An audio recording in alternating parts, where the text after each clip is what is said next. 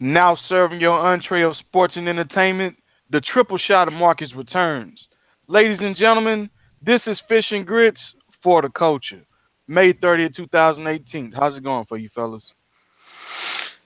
It's another day in Houston, man. It's just really hot outside. I can't stress that enough how hot it is outside and depressing it is.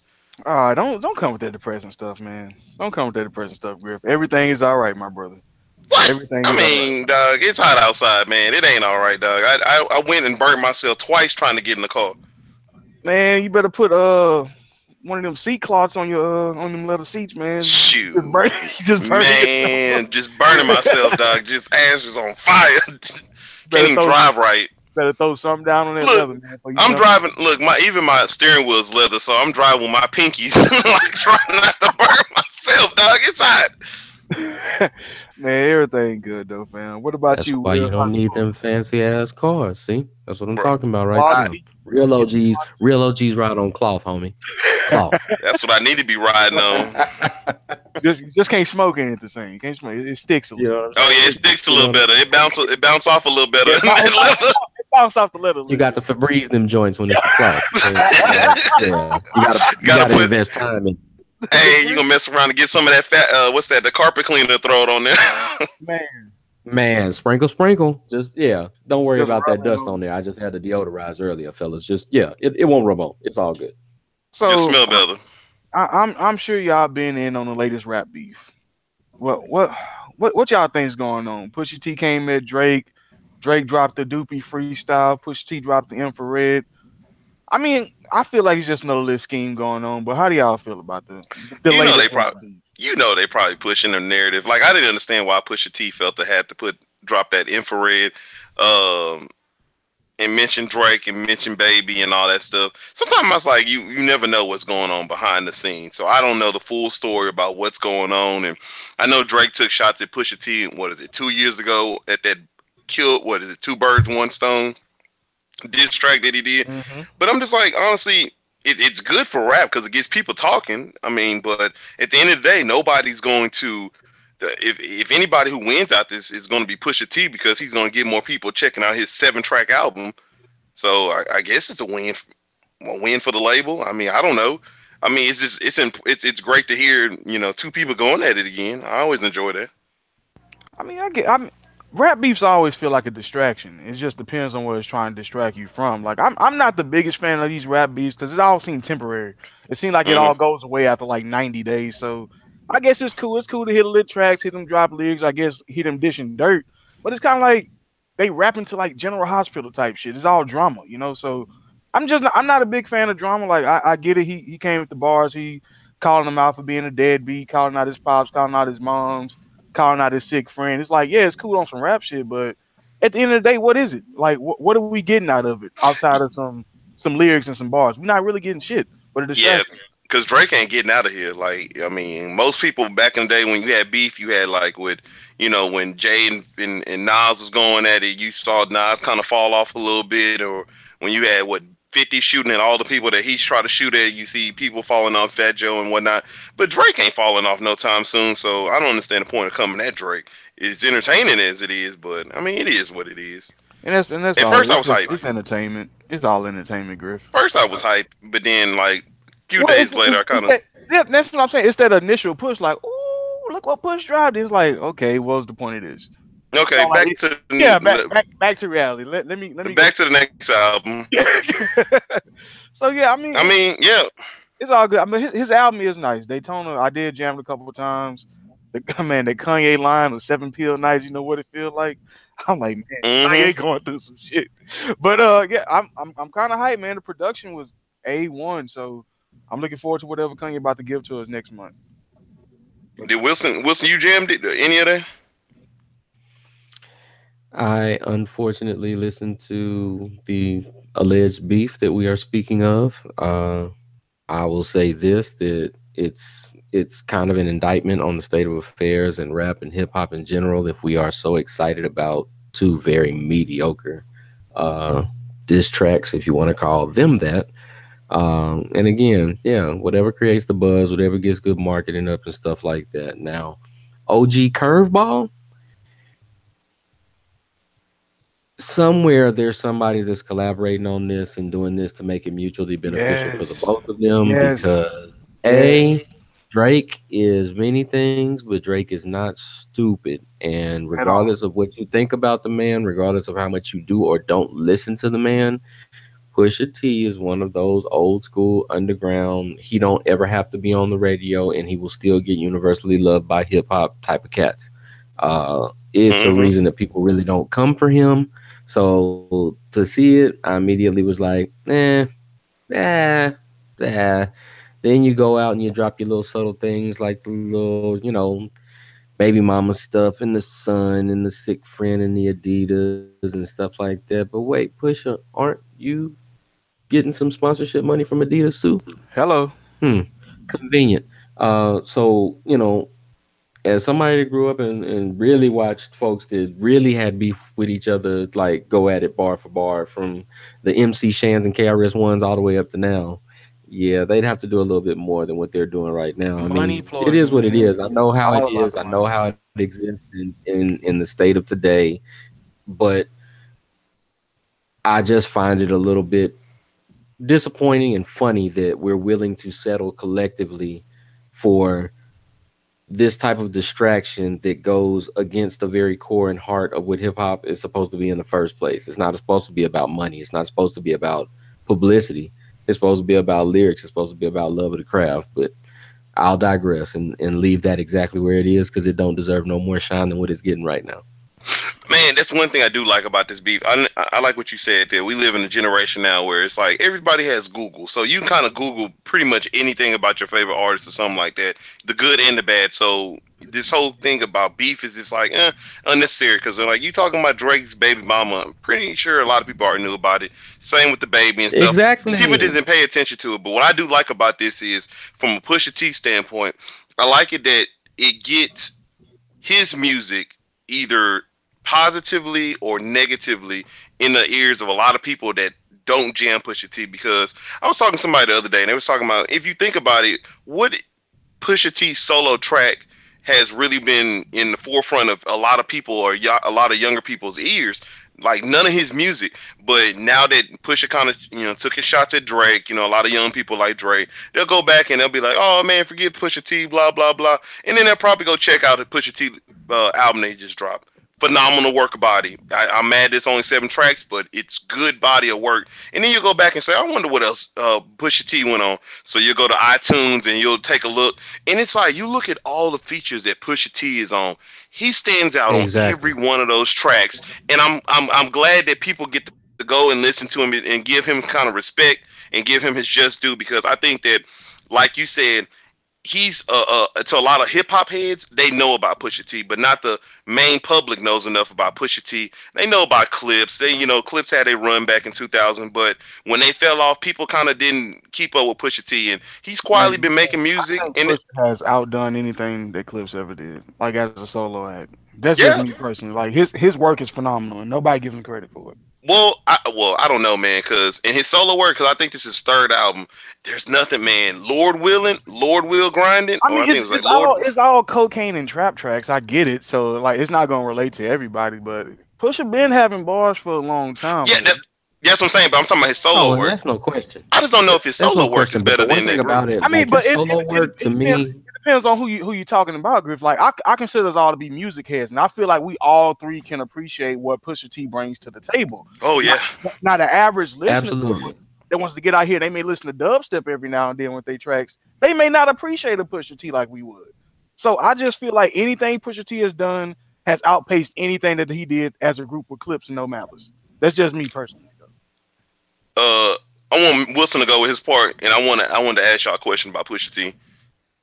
For me, I would just off of the love of knowing where they came from and how they came up and stuff like that, respectively, disagree with that sentiment. I think that the stuff that he did with the Clips is seminal work, and I think that the ultimate curveball in all this, the way that he gets a super win, if they can have a match and he gets his boy Malice in on a diss track, the world will explode. Yeah, but But that's that. yes, That's Pusha T has always been one of those guys that if you know hip hop, if you know rap, this isn't any surprise. I mean, it's not like you never knew that he couldn't come with it and give you them razor sharp lyrics and stuff like that. That's always been a trademark for him. And like you said, DeMarcus, I mean, he has his lane because it's pretty much going to be that grinding jack and moving that weight and getting this money and stuff like that. And it has its market. And I mean, at the end of the day, I honestly can't be mad at him because we know several artists that have made their livings off staying in that lane. Future. Man, what? I mean, you stay in your lane, you do it, but you do what pays the bills. Yes, sir. That's right. Oh, I wanted to say if there was a track out there that I want a lot of people to check out, that I'm pretty sure some people didn't check this out. A majority, I mean, I know y'all probably did, but that Drug Dealers Anonymous. Oh my God, man! Him and Jay ate that song, man. That's a song very good. I constantly go back to that song. He has a lot of good features. That dude right there, name me king with the game. Like he does have a lot of good features that a lot of people don't. Shoot, I'm so appalled. Like that Kanye West song. Timberlake, yeah. the shit. That. I just wanna love you, baby. Yeah, he ate that song. What I'm saying? Push me out there, man. Don't act like you wasn't shaking your ass in the club to that shit. As soon as Push got on, bitch, I'm about to get this margarita in that ass in that order. In that order. And I'm gonna move a few keys too while we making love. You know what I'm saying? Drug dealers. And then we gonna backdoor that Justin with that when the last time you heard niggas and bitches. Man, that was one of the greatest. And that's the funny thing about the Clips and Pusha T is the fact that two of their songs are two of the greatest beat drops in the history of club music with that grinding beat, and that when the last time when that shit come on, that scratch and that niggas and bitches. Hey, you forgot one more. You forgot two more. And the reason why I throw this in the ring is he too had a badass instrumental. Remember he had that one song with Baby. What happened to that boy? Yeah. Oh, of course. And then he backdoored with that Move That Dope. Move That Dope was one of the biggest songs. What was that? 2-3 years ago, whatever. The Lamborghini Mercy, like push with it. That's why I say his solo career may be a little better than Clips, but I still respect Clips because without Clips, there's no Pusha. So we got the only reason I disagree is because of the fact that his body of work when it comes to features has been outstanding. Exactly. But he doesn't have that classic, super recognizable song as a solo artist all his own. And I'm because I still feel like those features they wanted Pusha T and not. Oh, you're right. Oh, you're right. Because but you're 100% right. You're 100% right. As a solo artist, but it's kind of hard when you go through and you come out with some super dope all-time fire shit like grinding out the gate. It's hard to top shit like that. Everybody was beating on the lunchroom table. The easiest song to imitate, arguably of all time. All you need is a hard surface, some good hands, and some motherfuckers to stand around you while you rhyme that rhyme. Yeah, somebody with rough ass hands, they gonna beat for 10 minutes like nothing. Man. Like you got boundless energy when you hitting that grinding beat.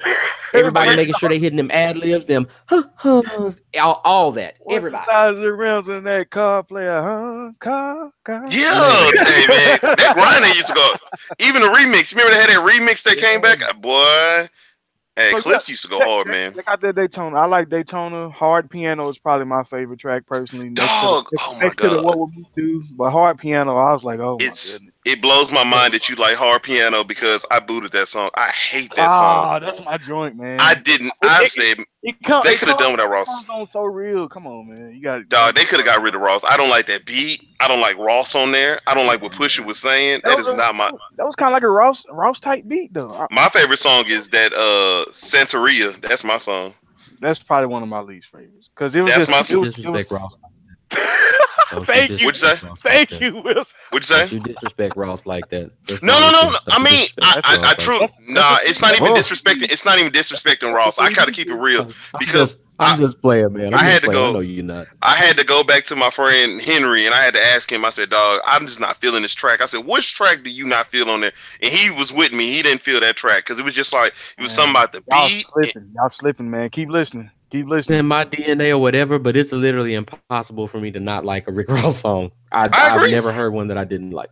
Like I say, you got a few in the chamber. I ain't my favorite. But like I said, One With Me Do is probably second. Then I'll put the Infrared third. But shoot, what about if you know, you know? The opening track, that was hot too. Yeah, that's the second track. That was the second track. It wasn't one of my favorites. It wasn't one of my favorites. I mean, he got 7 tracks, so you got to I pick mean, like something. overall, there's That's what I'm saying. there's no epic fails on there at all. There's no fails. That's the thing. That's the thing. But all that Mexican talking this century, I could have dealt without it, man. It was too much. It was too much extra. There were no epic fails on there, but there were no great chances taken on there either. It was a super safe Pusha T album. You know what I didn't like about that Rick Ross song? That singing, that person that was singing the hook, I did not like that. That's what I did not like. I was like, man, boot that person real quick, man. I've been feeling like in Phil Collins mode. I just want to get on the boat. Ooh, well, you had that, man. You got that, son. You ain't with me, bro. What about that Wale album, fam? Oh, once again, somebody else dropping hardly any tracks on the album, but Wale gave you 4 tracks. Wave, man. I mean, if you drop 6 or 7 songs, have everybody repeating, you're gonna get streams out the ass. I feel him on that. Just get a couple. Man. That Wale is fire, man. It's only 4 tracks, and the track that stood out the most is that Salary Cap. It just kind of shows you that Wale still got that lyrical capability when he ain't playing around or in his feelings about something. He just get lazy, but a lot of artists get lazy though. He in his feelings, man. That's what bogs him down. Is he gets too emotional for me. I mean, but that's anybody with the human elements. You know, sometimes we just gotta find ourselves, and once you find yourself, you start to get that mojo back. You know what I'm saying? Confidence ain't nothing that you could just go to the store and buy. You got to build that shit from within. And if you don't got confidence in your bars, your music gonna start to slip off. And that's how I feel about Wale, because Wale be coming with some fire ass shit, and then he'll just let you down. And I'll be like, Wale, what's up? Like, where's that 2010 Wale that I was going to see in Maryland? Like, I was flying out to go see this dude. He don't got the same mojo. He lost a little bit of something. He just got to get it back. But man, well, with this album that he released, well, not this album, this EP, and on top of that, he got that one song, that Staying Power, that I've been hyping up. I mean, I don't know how much more I can hype that up. Those 2 songs, I mean, that song and this album, I mean, Wale seemed like he's trying to make a message, trying to make a return back to his rapping great era. I mean, he's rapping great days. Let's get to it, man. I think we jammed it 2 weeks ago. So it was pretty dope, man. It was pretty dope. I haven't went back on the replay tip, but I'm gonna get back to it soon. I still been on this Daytona lately, but yeah, I'm gonna get on that, rejam those a couple times, but yeah, when I heard them, man, it was flaming, bro. It was flaming for real. And I know it's a lot of other artists out there who album didn't drop. I'm just not jamming your stuff. To be honest. Oh, that Royce is good, but with Royce, it's like, man, I only like 4 or 5 Royce songs. I can't. How do I say this, man? Royce reminds me of. He reminds me of like a Killer Calion. Well, honestly, I'm not even saying Killer Calion. Oh, wait a minute. I'm gonna take it. Oh my goodness. The only reason why. Whoa. Now, don't you disrespect Royce. Hold on. Don't you disrespect Killer. How am I disrespect? Killer the best in the city, man. Ain't nobody. That's the best in the city. Royce is hailed as one of the best lyricists that ever walked this earth. So that's something totally different. Yeah, that's a little disrespectful to Royce to compare him to Killer. The only reason why I related him to Killer Calion, and that's why I was going to backtrack, is because they're both lyricists, but sometimes their production is the thing that kind of holds them back, and that's the same thing with Royce. Nigga who don't want to sign with no major label. That's why his production be right. Hey, Royce got the resources though. But Royce don't sign with no major label. He's independent. Royce ain't pushing. He got major resources. Killer don't fuck with nobody. Royce still fuck with people. But what I'm saying, that's so hold that against Roy. I'm not. But that's what I'm saying. That's the point I was trying to make. Is just saying that they both they don't have the production. But if you want to be truthfully honest, you can say the whole Slaughterhouse team that they're good lyrically, but they don't have. I can agree. They don't have like the I guess the production that keeps you up to date. To kind of I want to listen to my car when I'm driving or something like that. But I mean, lyrically, so they're kind of like the Brooke Valentines of rap. Oh man! All the talent in the world, not enough marketing push or production. Yeah, I mean it's a analogy. That hurts a little, but shit. I mean, you can be honest. I'm sorry if the truth offends, but I mean that's a direct correlation that I think of when y'all described it like that. Like Brooke Valentine is one of the most talented singers I've heard in a long time, but she gets zero push, zero marketing, zero production. None. Oh my god. Well, I guess so. I mean, then she further hurt her brand by going on reality TV and dating Booby, but I mean that's neither here nor there. That's neither here nor there. Once you get on one of those reality shows, it's like it's the beginning of the end. Like I haven't seen nobody just. It's a rap, fam. It's a rap. Probably except Cardi. Maybe you want to give it to her. I don't know. You I'll Cardi give it what? to Cardi, but for a completely different reason because Cardi wasn't somebody that came from and then fell off. She happened to show Used the up on a platform. whim and blew up as a Yeah. result. She's like the 180 version of that. She's the complete opposite. Yeah, but that Royce. I mean, give it a. Royce is gonna be Royce. It's not going. Oh, man, it's like it's hard to even describe. Like he has some cool songs on there, like How that about this, cocaine. Griff? Huh? Griff, how about this? As it pertains to the Royce album, if you are a Royce fan, you're not going to be disappointed. Mm-hmm. If you've never listened to Royce before, It's it's not not gonna. really going to make Mm-hmm. you all of a sudden listen to Royce. It's pretty much par for the course. It's a Royce album. If you dig Royce, go get it. If you don't worry about it. It's not reinventing the wheel. Yeah, and I think that's what he was trying to push. He was trying to push that narrative when he was doing his little press tour or whatever with the album. You know, he kept talking about Slaughterhouse, kept talking about Joe Budden and all this Eminem stuff and stuff like that. But you need to talk more about the album. I wish he went more in depth of his viewpoints of what made him make. Because I know he was talking about addiction in the album, about, you know, he had addiction to he was an alcoholic and stuff like that. And I understand what he was trying to get at, but I wish he kind of did like a deeper dive so you can kind of understand his mindset, because it wasn't always so clear. I mean, some people give it like a classic nod already. I can't give it that, but you know, music is subjective, so we'll see. Personally, it wasn't the greatest thing ever, but it was some good songs on there. So he had some good songs on there. And what's going down with the Cole and the Pump interview? Man, I don't even want to talk. I mean, honestly, it was just to throw out there that it's a Cole and Pump interview. I just think that, man, I don't know if y'all watched it, but it was tough. I don't understand how they mustered up an hour of conversation. I don't understand how J. Cole in the first 10 minutes of talking to Lil Pump just like, yo, just cut this interview off, because it's like you talking to somebody. Exactly. When you're speaking with somebody, you want feedback, you want interaction, you want enlightenment, you want to get to some good points and stuff like that. But when he's talking to Lil Pump, it's like this dude is just like, he reminds you. Okay, I'm gonna put it like this. So when you're texting somebody, you got a paragraph, da da da da da da da. You sending out some good stuff, like da da da. Can't wait for them to respond. They respond by like, okay, or oh yeah, that's what's up. That's how it was with Lil Pump. He was like, what? Is that how, like J. Cole was spitting out some good stuff, and Pump was like, yeah, that was cool. Okay. Yeah, man, it was hurt. It hurt, man. It was hurt to watch that interview. So. You're getting the thumbs up emoji after every answer. Thumbs up. Yeah, that's how it was. And if you want to listen to J. Cole interview with Angie Martinez, don't listen to that Lil Pump stuff. I mean, I wasn't a fan. Then on the movie tip, they cast somebody for Mysterio, huh?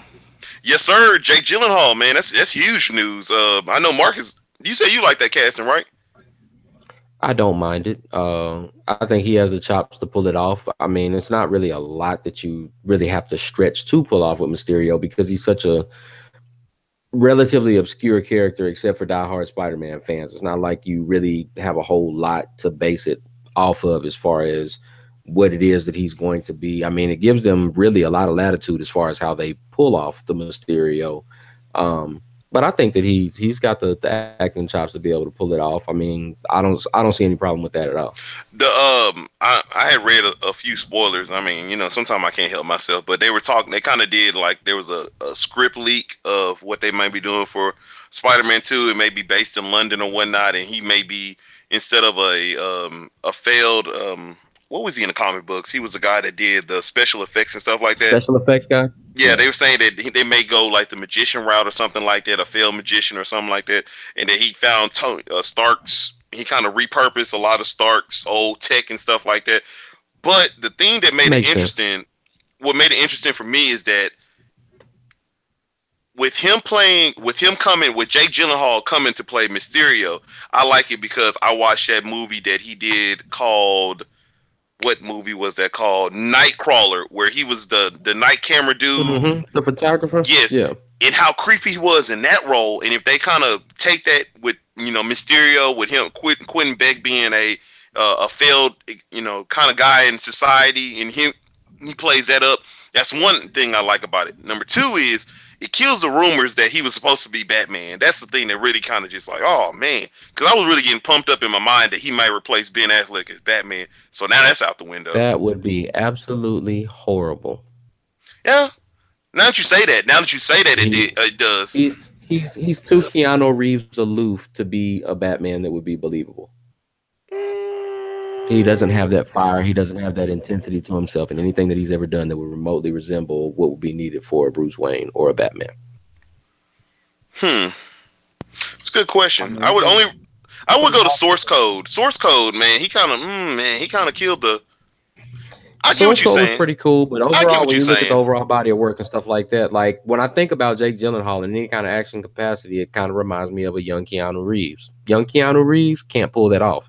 Keanu Reeves now, John Wick Keanu Reeves can do it very well. But even with that being said, you look at his personality in John Wick, and would that translate over to a good Batman? Nah. I get what you're saying, and then I also like that they're starting to. I guess they're trying to do like a Sinister Six type of deal and not killing off the characters. So there's going to be return of the Vulture, played by Michael Keaton. So I'm kind of hyped up about that, and just to see what they might take Spider-Man, because I think Marvel did a good job with Homecoming, and from the looks of it, they may not be getting the whole Marvel universe back with the X-Men and Fantastic Four. So if that's the case, they're gonna have to, put all their chips on Spider-Man. So, hey, it's going to be interesting. I mean, at this point, going off of recent reports that they went through and did a small test taste to get a feel of how folks would like this new X-Men Dark Phoenix coming out, didn't really get received too well. Fans that they had polled and had watched it and stuff like that did not come away happy at all. So that might be another hurdle that they're going to have to address and kind of maybe rethink moving forward, because they can't afford, especially if you're talking about the premise of integrating the universe fully and putting them alongside maybe some Avengers type things and stuff like that. You can't afford to drop the ball with that one. Oh yeah, man! I heard that movie sucked. I heard that Dark Phoenix, and I read some of the stuff. I heard that fans was like, that shit is beyond horrible. Oh. Did you read about some of the, I guess, spoilers that might be happening in the movie? Whew. It was tough to read. It was tough to read. Like, who thought of this crap? I'm like, what the fuck were you thinking about? Like, wow, you want people to hate X-Men forever. Obviously. They have to, man. And especially coming off that, what's that last movie, Apocalypse? Ooh, wee. Oh, man.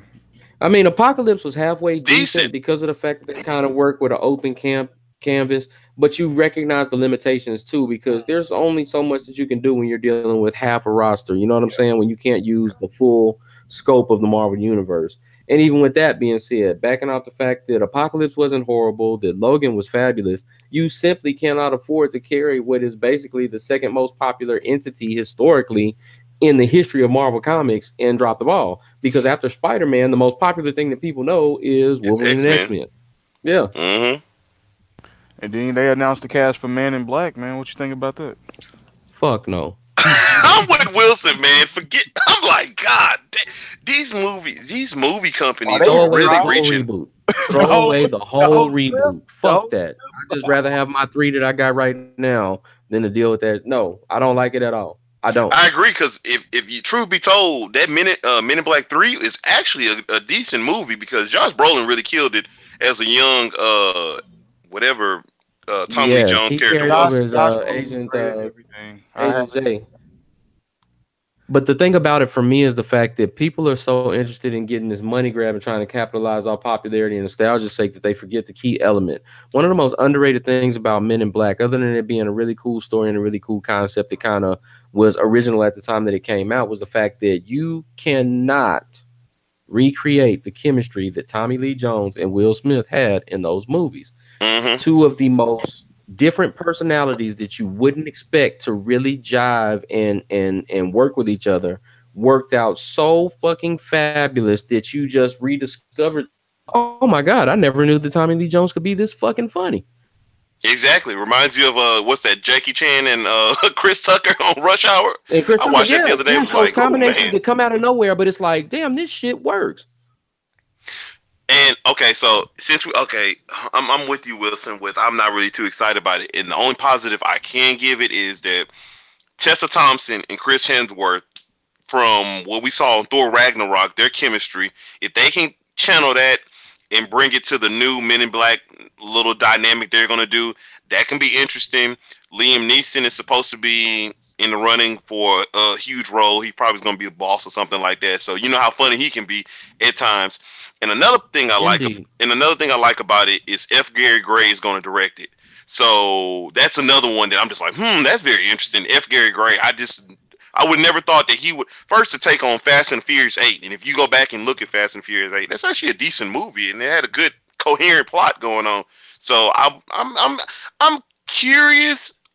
It has my interest. It has it. You know, I'm peeking through the windows, peeking through the blinds. I'm like, I may watch this. Fuck them all until I see a trailer. Okay, there we go. I can roll with it. If I see a trailer, I can roll with it. I agree. But right now, just like somebody, hey man, you know Tessa and Jake, man, fuck them. That's it. That's all I got. They got to do better. I agree. Sony in general got to do better. Oh man, we've been on Sony ass for like a year. They don't listen. They don't. They don't know what's going on. They don't know what's going on. I mean, Sony just keep pushing out bullcrap movies. Like I don't know about y'all. Wasn't for PlayStation, That's like, all. are y'all listening? Are y'all looking for it? Are y'all looking forward to that Ocean 8 movie that's coming out from Sony? Like I looked at the trailer a couple times, like it looked hyped, and the more and more they got to the storyline, like the trailer for what now? Ocean 8. They trying to pull off that Diamond. The female led Oceans movie. I'm cool. I think I'll pass. Oh, that boy Wilson got silent on them boys. I think that. Why do you guys constantly try to trigger me like this? Hey man, we just talking about Sony, how trash they are. The conversation that's only making us more upset. Like the conversation needs to be had. It's one of those things that one of the things that I always begged and pleaded about, and people looked at me like I was crazy back in the moment when The Hangover first came out. I begged and pleaded and told anybody that would listen, don't ever make a sequel to this movie. Don't ever reboot it. Don't ever do anything but leave it exactly where it is, because The Hangover by itself, with no sequels, with nothing else added on to it, is literally one of the 3 funniest movies ever made. Ever. I agree. But what did you do? You went money grab. You drug out and strung along the same joke. So now, when you look at The Hangover, it's like, cool movie, but they fucked it off with 2 and 3 and 15 and 16. Some things, maybe it's just not a good idea to reboot or remake or extend. And that's the way I feel about those Oceans movies, especially because of the fact that they're all of the characters that are in there aren't with us anymore. So you really can't recreate that same formula. And I get it. You want to reboot it. You want to kind of flip it, turn it on its head a little bit and have the girls have their moment and stuff like that. You should have did that right after the last one. You shouldn't have waited this long. You know what happened? What happened was the whole Me Too movement that went to go push.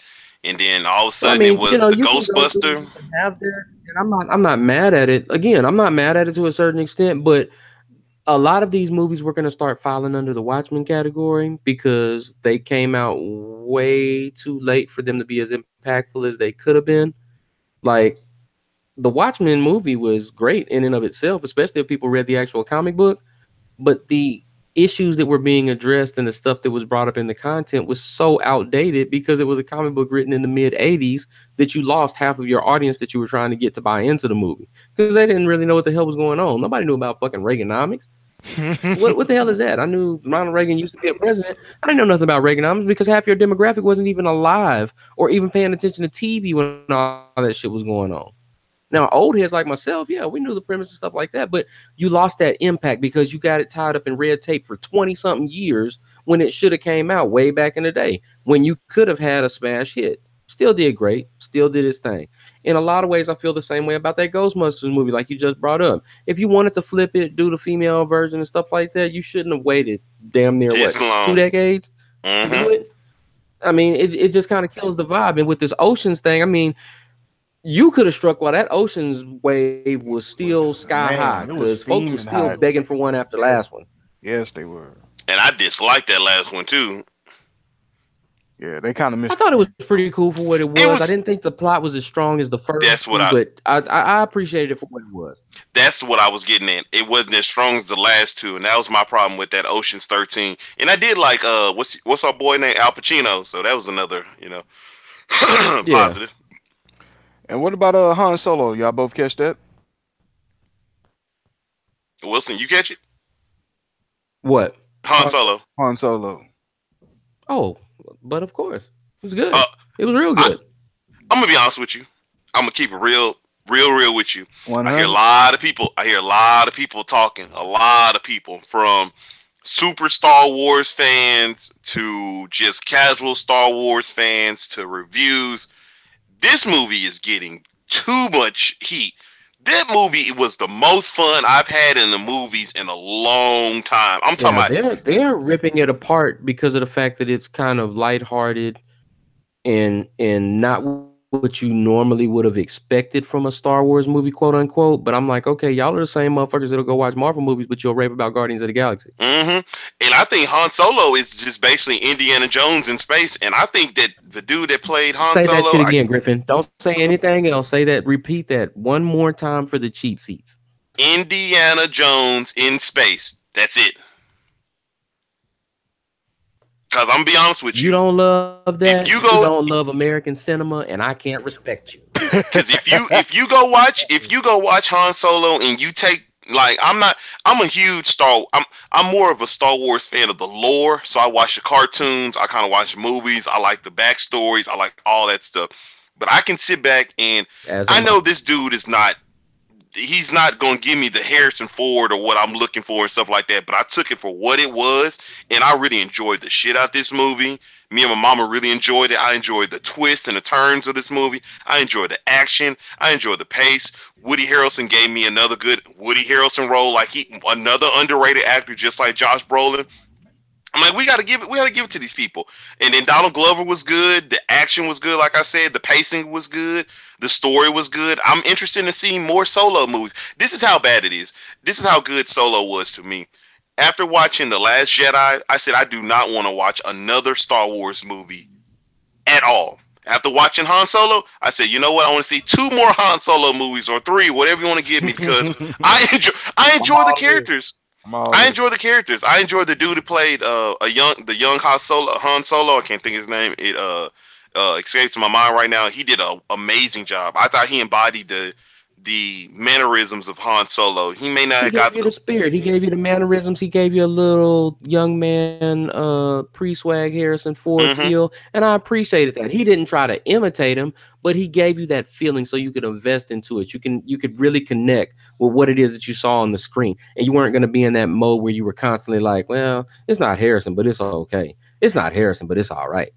He did a really good job of owning the character, putting his own personality on it, and making it his own. I love, like you said, the interactions, the dialogue, the pacing of it, the action of it. I think everything on it hit on all cylinders better than the last 2 Star Wars movies that came out.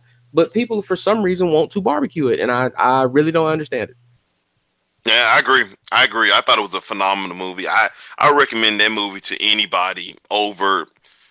I mean, as much as I like Avengers, I like this movie more than I like Avengers. From a standpoint was it was unexpected, and I went in for low expectations on both of them, and they both did a great job of blowing my expectations away. But Han Solo felt fresh. It felt like something I haven't seen in cinema.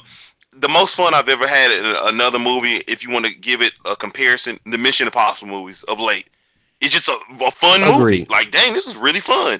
And I thought it was great. Did y'all have a chance to go see Deadpool? Nope, still ain't seen Deadpool. But I did read I read all the spoilers, so we can talk about it if you want to, Wilson. My goddaughter went and saw it because she's the biggest Deadpool fan that I know, but she has to take the time and understood that Goddaddy is not a huge Deadpool fan, so haven't really been in a hurry to see it. I'll probably see it sometime this weekend or maybe next weekend. Heard great things about it, and I fully expect it to be a good movie. I mean, the last Deadpool wasn't a bad movie, but I'm just not. I'm not into the chaos, harebrained scheme, comedy, comic book stories like a lot of people are. It's just not my thing. But I'm gonna give it a look. I mean, I'm sure it'll be enjoyable. I want to see how Cable is done by Josh Brolin. I want to see how Oh, Domino and everybody else fits in. phenomenal job. But Josh Brolin I is just haven't been in. he's killing the game right now, man. Like he's killing it this year. Like he's my guy. Josh Brolin did a phenomenal Josh job. getting as them Cable. He's checks. getting it, man. Like he's really getting it. Like he killed it as Cable. He killed his Cable. And I like. Josh said, if y'all don't like it, you better aim for the head, bitches. Take that. He got Sicario coming. Josh Brolin is killing the game right now, man. I can't. Yeah, man. He ain't taking no L's. This is his time, man, and it's Yeah. about time. It's past time for him He to got- get it. He got what I like to call that money in the bank push, Griff. Like he got the Ooh. suitcase, he cashing in, and yeah, it's his time. He going all the way to WrestleMania with the strap. But man, what's been going down on TV? What y'all been catching on the tube lately? Wilson, I got to take a break right quick. Y'all talk about it right quick. For me, for people that haven't seen it before, underrated series. I know the second season is about to premiere here in the next few weeks. Miss Niecy Nash and Claus. Ooh, It will surprise you. thick, Uh, thick as a it- steak. It will surprise you. It's a very interesting show. She basically is the owner of a nail salon that doubles as a money laundering operation. Uh, Lots of twists and turns, lots of fun, lots of crazy action. But at the end of the day, it's a really good plot, a really good storyline that's told in the first season. I can't wait to see how it picks up in season 2. Of course, my usual suspects. Just saw awesome season finales of Star and Empire, and I mean awesome season finales of both of those shows. They hit home runs for the most part all season long.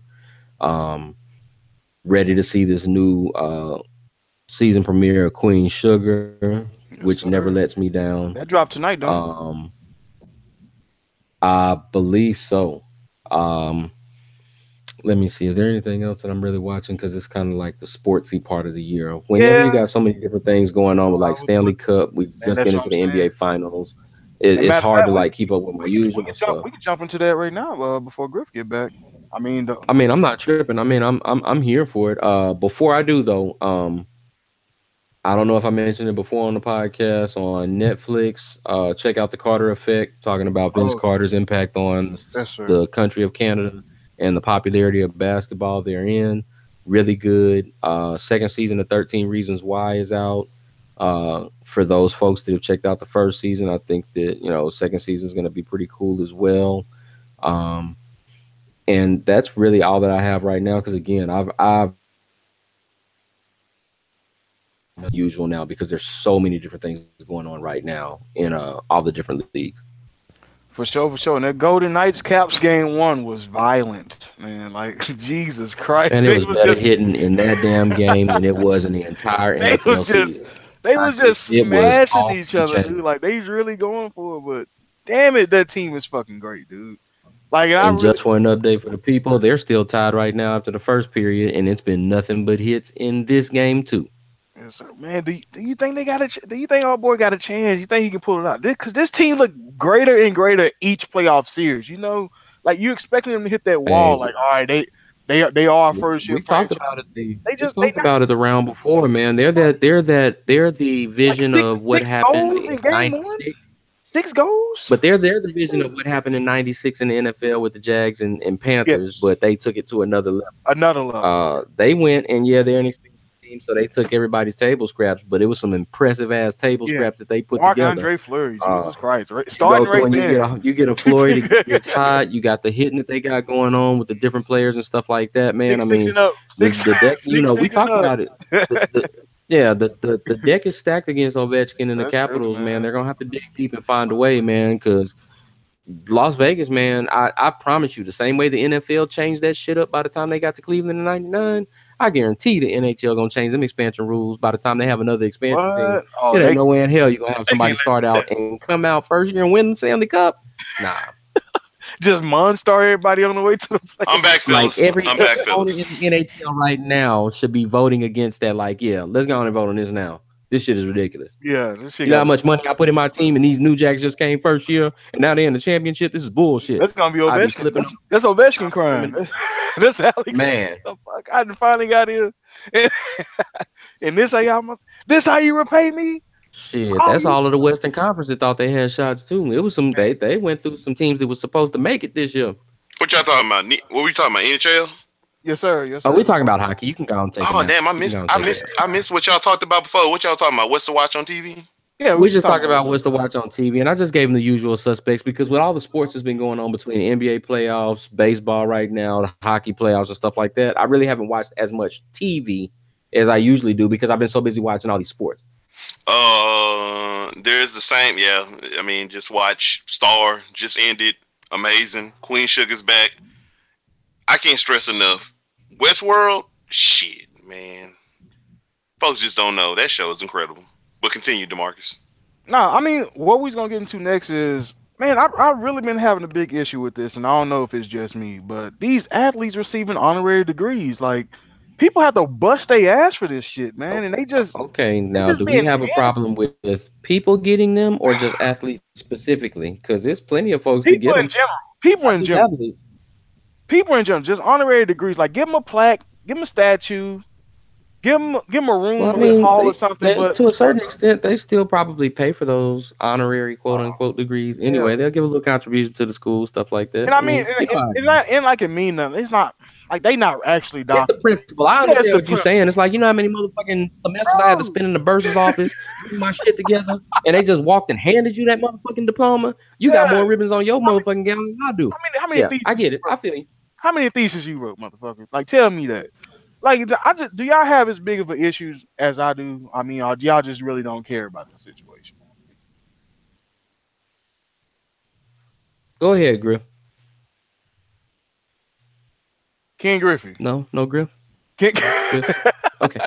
Well, for me personally, I'm not like too terribly offended by it. I'm not too terribly bothered by it because I'm going to go and pay attention more to the Clinton Dixes of the world that actually upheld their commitments and went back and got their degrees this summer. To me, that's more impressive.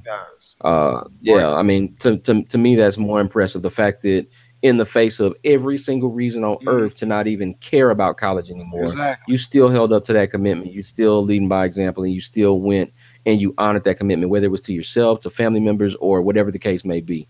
I put more stock in that than people getting honorary degrees. I don't take anything away from it. It adds to the pomp and circumstance for the school and stuff like that. And sometimes, you know, we don't know the backstory, which gets them honorary degrees, because I know for like a Cosby or different folks and stuff like that, after you go through and you contribute all this money, yeah, they're going to throw something at you like an honorary degree, this, that, and the other.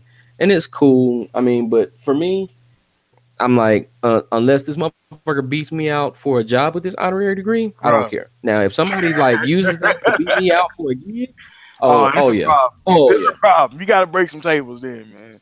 Like, you got it's a lot of actors that get that too. Everything. It's a lot of actors that get that honorary because I think Chadwick Boseman had got one. Yeah, I believe. Like I said, it happens a lot. Bill Cosby's got a million of them. Shaq, how many Shaq got? Shaq has at least 15. Yeah, like, Shaq was fooling me for years. That's true. I will give him that. What'd you say, Big Dog? I was saying, but Shaq has real degrees, though. No, Shaq does have real degrees. He does have real degrees. No slack on him. You guys lit police, all that shit, but they be handing that nigga degrees out the ass for no reason, just for pulling up to the city. But I just think it's other avenues. See that $1 million smile? I see how Shaq is. I mean, that's one thing that I never take away from Shaq. Like Shaq, when we talk about how people may pass the torch as the face of the NBA, or people may pass the torch as the best player in the world, and it went from like Magic to Jordan, and then, you know, Jordan to LeBron, or whoever else it is you subscribe to, Kobe or whatever. When it comes to the face of being that universally accepted face of basketball, Shaq took that from Magic and ran with it. I agree. He literally has the greatest crossover appeal of any basketball player of this era. I mean, easily. But Magic did ruin his reputation in the 90s. I mean, that shit took a toll. I mean, he bounced back like on some financial shit. And Magic still has that megawatt smile, and people still act like they don't even remember that part to this Well, day. it has been a while now. I mean, we're talking what 23 years or 20, probably 25. Almost definitely. But I mean, we're talking about a day and age now where if social media existed and stuff like that, I would have been interested to see if all these folks would have voted him into the All-Star game without playing now like they did back then. I mean, the thing about it is it's so funny, man, that when it comes to, and I really didn't want to touch on him yet, but one of the things that I always try to tell people to kind of keep in mind when it comes to LeBron and stuff like that, a lot of people don't take the time to really realize, and this is in any sport, LeBron is literally the first superstar of the smartphone era. He's literally the first superstar of this social media, everything up to the minute, up to the very second generation. When he first started doing this finals run, Snapchat and Instagram didn't even exist. Like he's literally come up in an age of social media. He's literally come up in an age of more and more scrutiny, more and more unqualified voices passing judgment. That didn't exist when Shaq was doing his thing back in the day to the same extent. It didn't exist damn near at all back when you go back to Jordan and Bird and Magic and stuff like that, because they have plenty of dirt that people don't know about because the NBA did a great job of covering the shit up because it wasn't hard back then. Now, nah, you can't cover up all the shit that Jordan and Magic pulled off back in the day. Now, no, it's nowhere in hell. You'd have the white strippers back in Chicago Instagramming with Michael Jordan sleeping in a bed. Just Juanita, I got your man. It's that, Jordan like LT would not have made it by age 30. Like Jordan LT would have been out the league for something. Nah, bro. They would have been out. Nah, bro. Be like Mike, that campaign never would have happened. Never would happen. Scrap it. And man, one of the most disappointing things for me that happened recently, Hunter Henry, a guy that I had as a top 5 tight end, tore his ACL, man. Sick, man. Sick. I was so disgusted. Not only for man, he's not the only casualty though. There's been a few blowouts here. Didn't somebody from the Eagles just blow their knee out? Yeah, it was a linebacker. It was a linebacker. Right after they let go of Michael Kendricks. Man. That's what sucked. That's what sucked about it. I mean, it was like the day that they announced that he got released. Old boy blew his knee out, and I was like, damn. Well, Hunter Henry, man, was on my list on the rise. I thought he was gonna be a top 5 tight end. No, he was going to be a top 5 with no Gates. You finally got Gates out of there. Finally, like, bro, like everything was lining up for Philip. We've been trying to kick Gates out for the past 2 years. He might have blew his knee out. He might have blew his knee out celebrating the fact that Gates was gone. He jumped up and did that Martin Grammatica, just like, yes, that motherfucker's gone. My neck and my back. Son of a bitch. Son don't feel good, coach. Son don't feel good. Tell Philip I'm out. Look, Antonio Gates mess around and set a track for that boy. Nah, put some baby oil on the floor. Hey, Philip Rivers texted Antonio with that "Hey big head" immediately. Hey big head. That same. What you doing? With some Drake in the background. Want to come run some routes with your boy? Want to come run some routes for your boy? Let's get this pitch and catch going again like we used to. He put the R&B Drake on in the background. No, it's so far gone. Drake. Yeah, he went all the way back. Well, yeah. Remember when we first got together? Drake was popping. Yeah, bro. I didn't have nothing to do with that, man. I didn't have nothing to do with it. You gonna go with the boombox outside his house, like classic style. Yeah, that's tough, man. Hunter Henry, it was gonna be the breakout. Hey, and shout out to the Packers, man. That was some shrimp, man. We can talk about it. Mercedes Lewis to the Packers. That was sneaky, man. Like, don't think I ain't see that. Yo, man, I don't even know what team that is anymore. I don't know what team that is anymore. All those big boys, these motherfuckers have signed more free agents in one offseason than they have in like the past 10. I don't even know who that team is. You feel like how the Patriots did last year when they was great. By sounding the old Cowboys tackle. Bell, they signed Bell. I mean, that's a lot of run blocking. They're definitely good pickups, man. They're definitely setting up to kind of maximize their talents. So it'll be interesting to see. But yeah, like as a Packers fan, I'm completely taken off guard by this because literally this is the most activity in one offseason in a long time. Just very quick, who do you expect to be the bell cow as far as the leader in touches for the Packers in the backfield? If you just had to throw a name out there right now. I mean, we're gonna dig deep into it in a couple of running back? Yeah, at running back. At running back?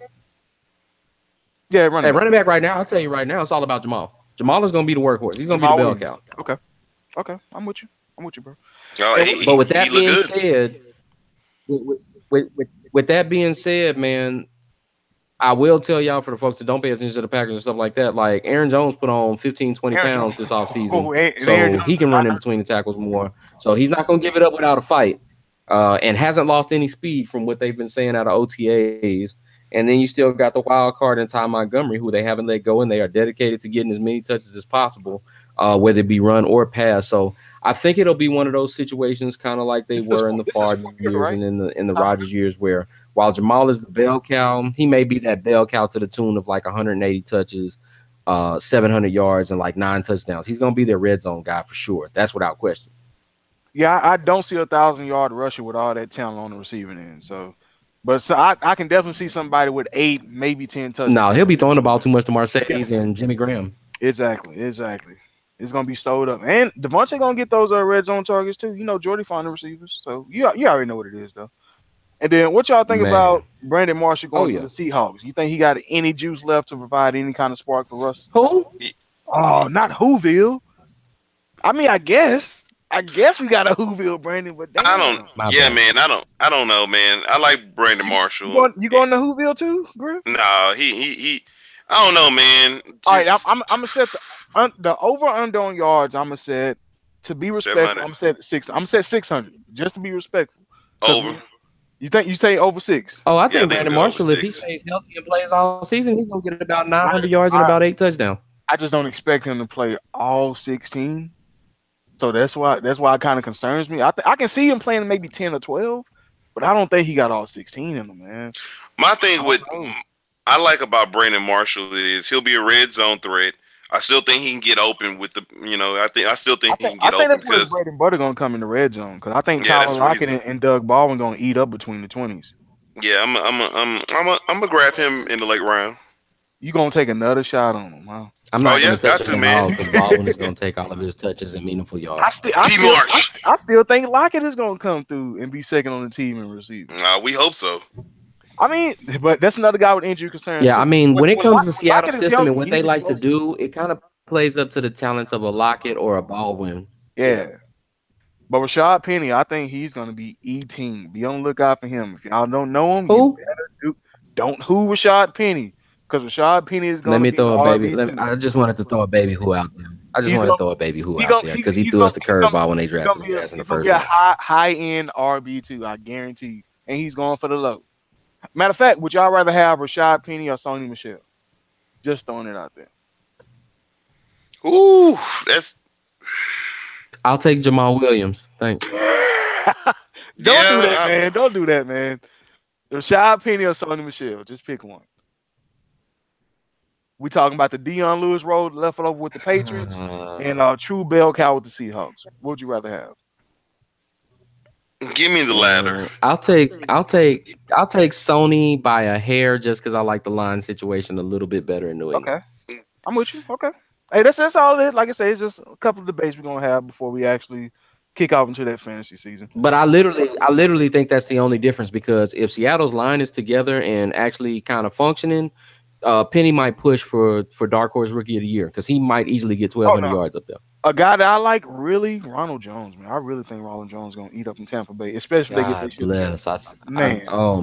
I that look at kid, him as Alvin when we get to it this offseason, that might be my Alvin Kamara for this season. That might be my Kamara for this season. It look like we on the same page. We're gonna be fighting over him in that dynasty draft. We're gonna be fighting over him. I got to get wrong. Good luck. Man, do y'all think that Cam Chancellor should just hang it up? I mean, severe neck injuries is scary. First off, especially when you talk about long-term living, and that Seahawks defense is not going to be the same. That Seahawks dynasty is over with when you actually look at the completeness.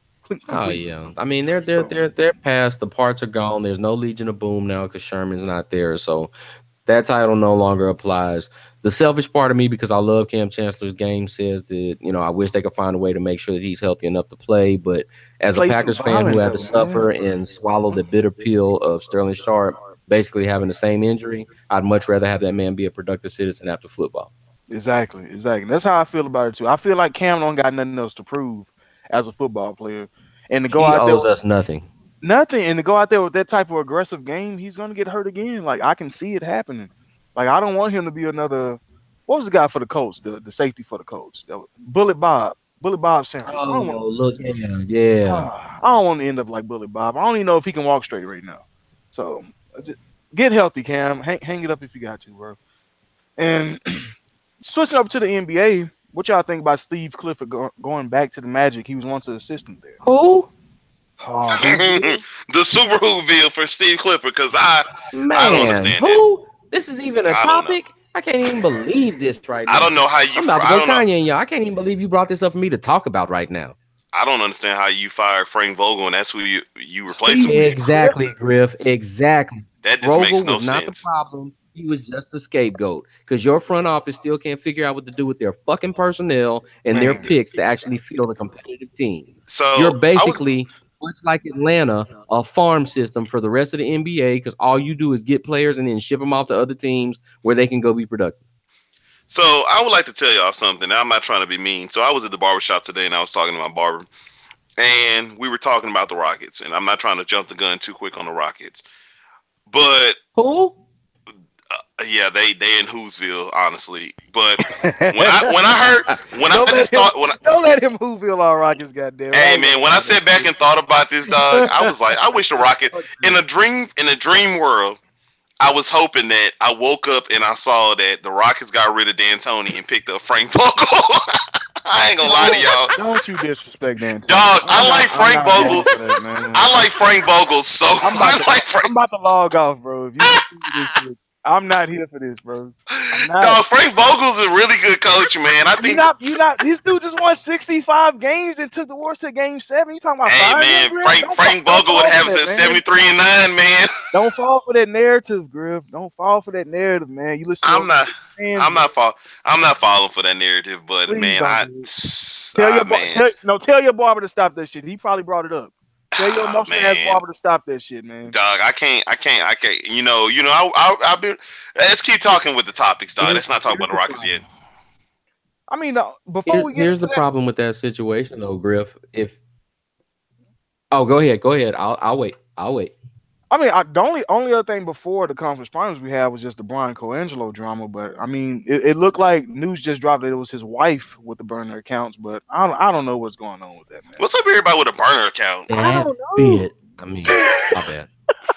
I don't know what to deal with. Just speak your words. Like, just speak your mind. Dog. Are you scared because of Roseanne getting booted and stuff like this? Like people scared out here in these streets? And you know what? Low key, right now. I think that he did it, and he's just making her fall on the sword.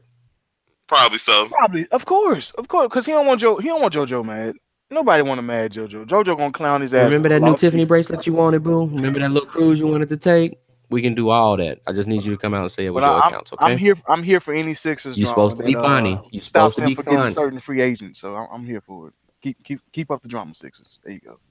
That's what I like. What free agent? What free agent are you trying to block them on? Paul George, Kawhi.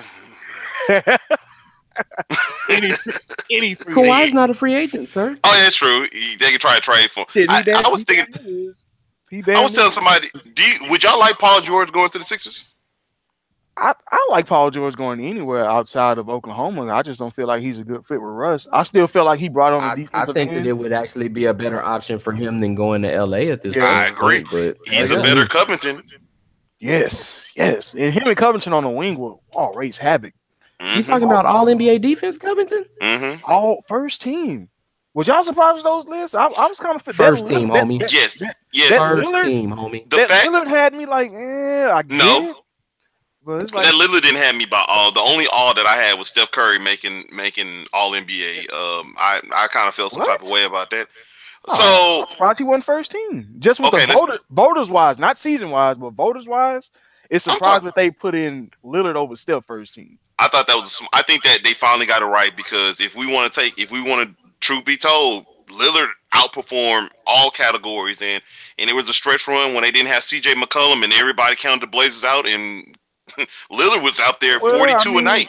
Damian Lillard basically plays in Siberia, and that's the reason why his game doesn't get the level of respect that it should. Nobody watches Trailblazer basketball. That's the only reason why this is a surprise and why people hate honestly, it on. nobody People just don't watch nobody Trailblazer watches basketball. any basketball. If you want to be completely honest, so I watched. I can finally say that I watched a full season, pretty much everybody's game and stuff like that. And the list for me was supposed to be. It was supposed to be Lillard is fine. Westbrook is fine. Curry missed too many games for me, and I would have put Kyle Lowry in it because Kyle Lowry really had a great season this year that went undermined, and he was the only person, even if you want to take into account for the playoffs, he's the only person that stepped up during that Toronto series against the Cavs because DeRozan went ghost. And I think Kyle Lowry or Dragic maybe. I still say Bradley Beal, but that was just my personal favorite. Cause I like what he did when John Wall was out. You know what? I didn't even think about Bradley Beal, but you know what? The Wizards underperformed. They underachieved. That's why I say I get they underachieved. That's why I can't really make a big gripe about it. But the way he stepped up when some people say the best players out. I think John Wall screwed them because they should have finished. If they would have finished fourth, I think I would have gave Bradley Beal that third I spot. think they should let John Wall go immediately. Just cut him. And John Wall can go on and come south. He can go on and come south. I mean, I liked it. All defense. Illusion. I thought it was ironic that Paul George was quote unquote one of the front runners for Defensive Player of the Year, literally a month out before the season ended, and he didn't get first or second. Defensive player. They ended the season, so they wasn't locking nobody up, man. That wasn't him.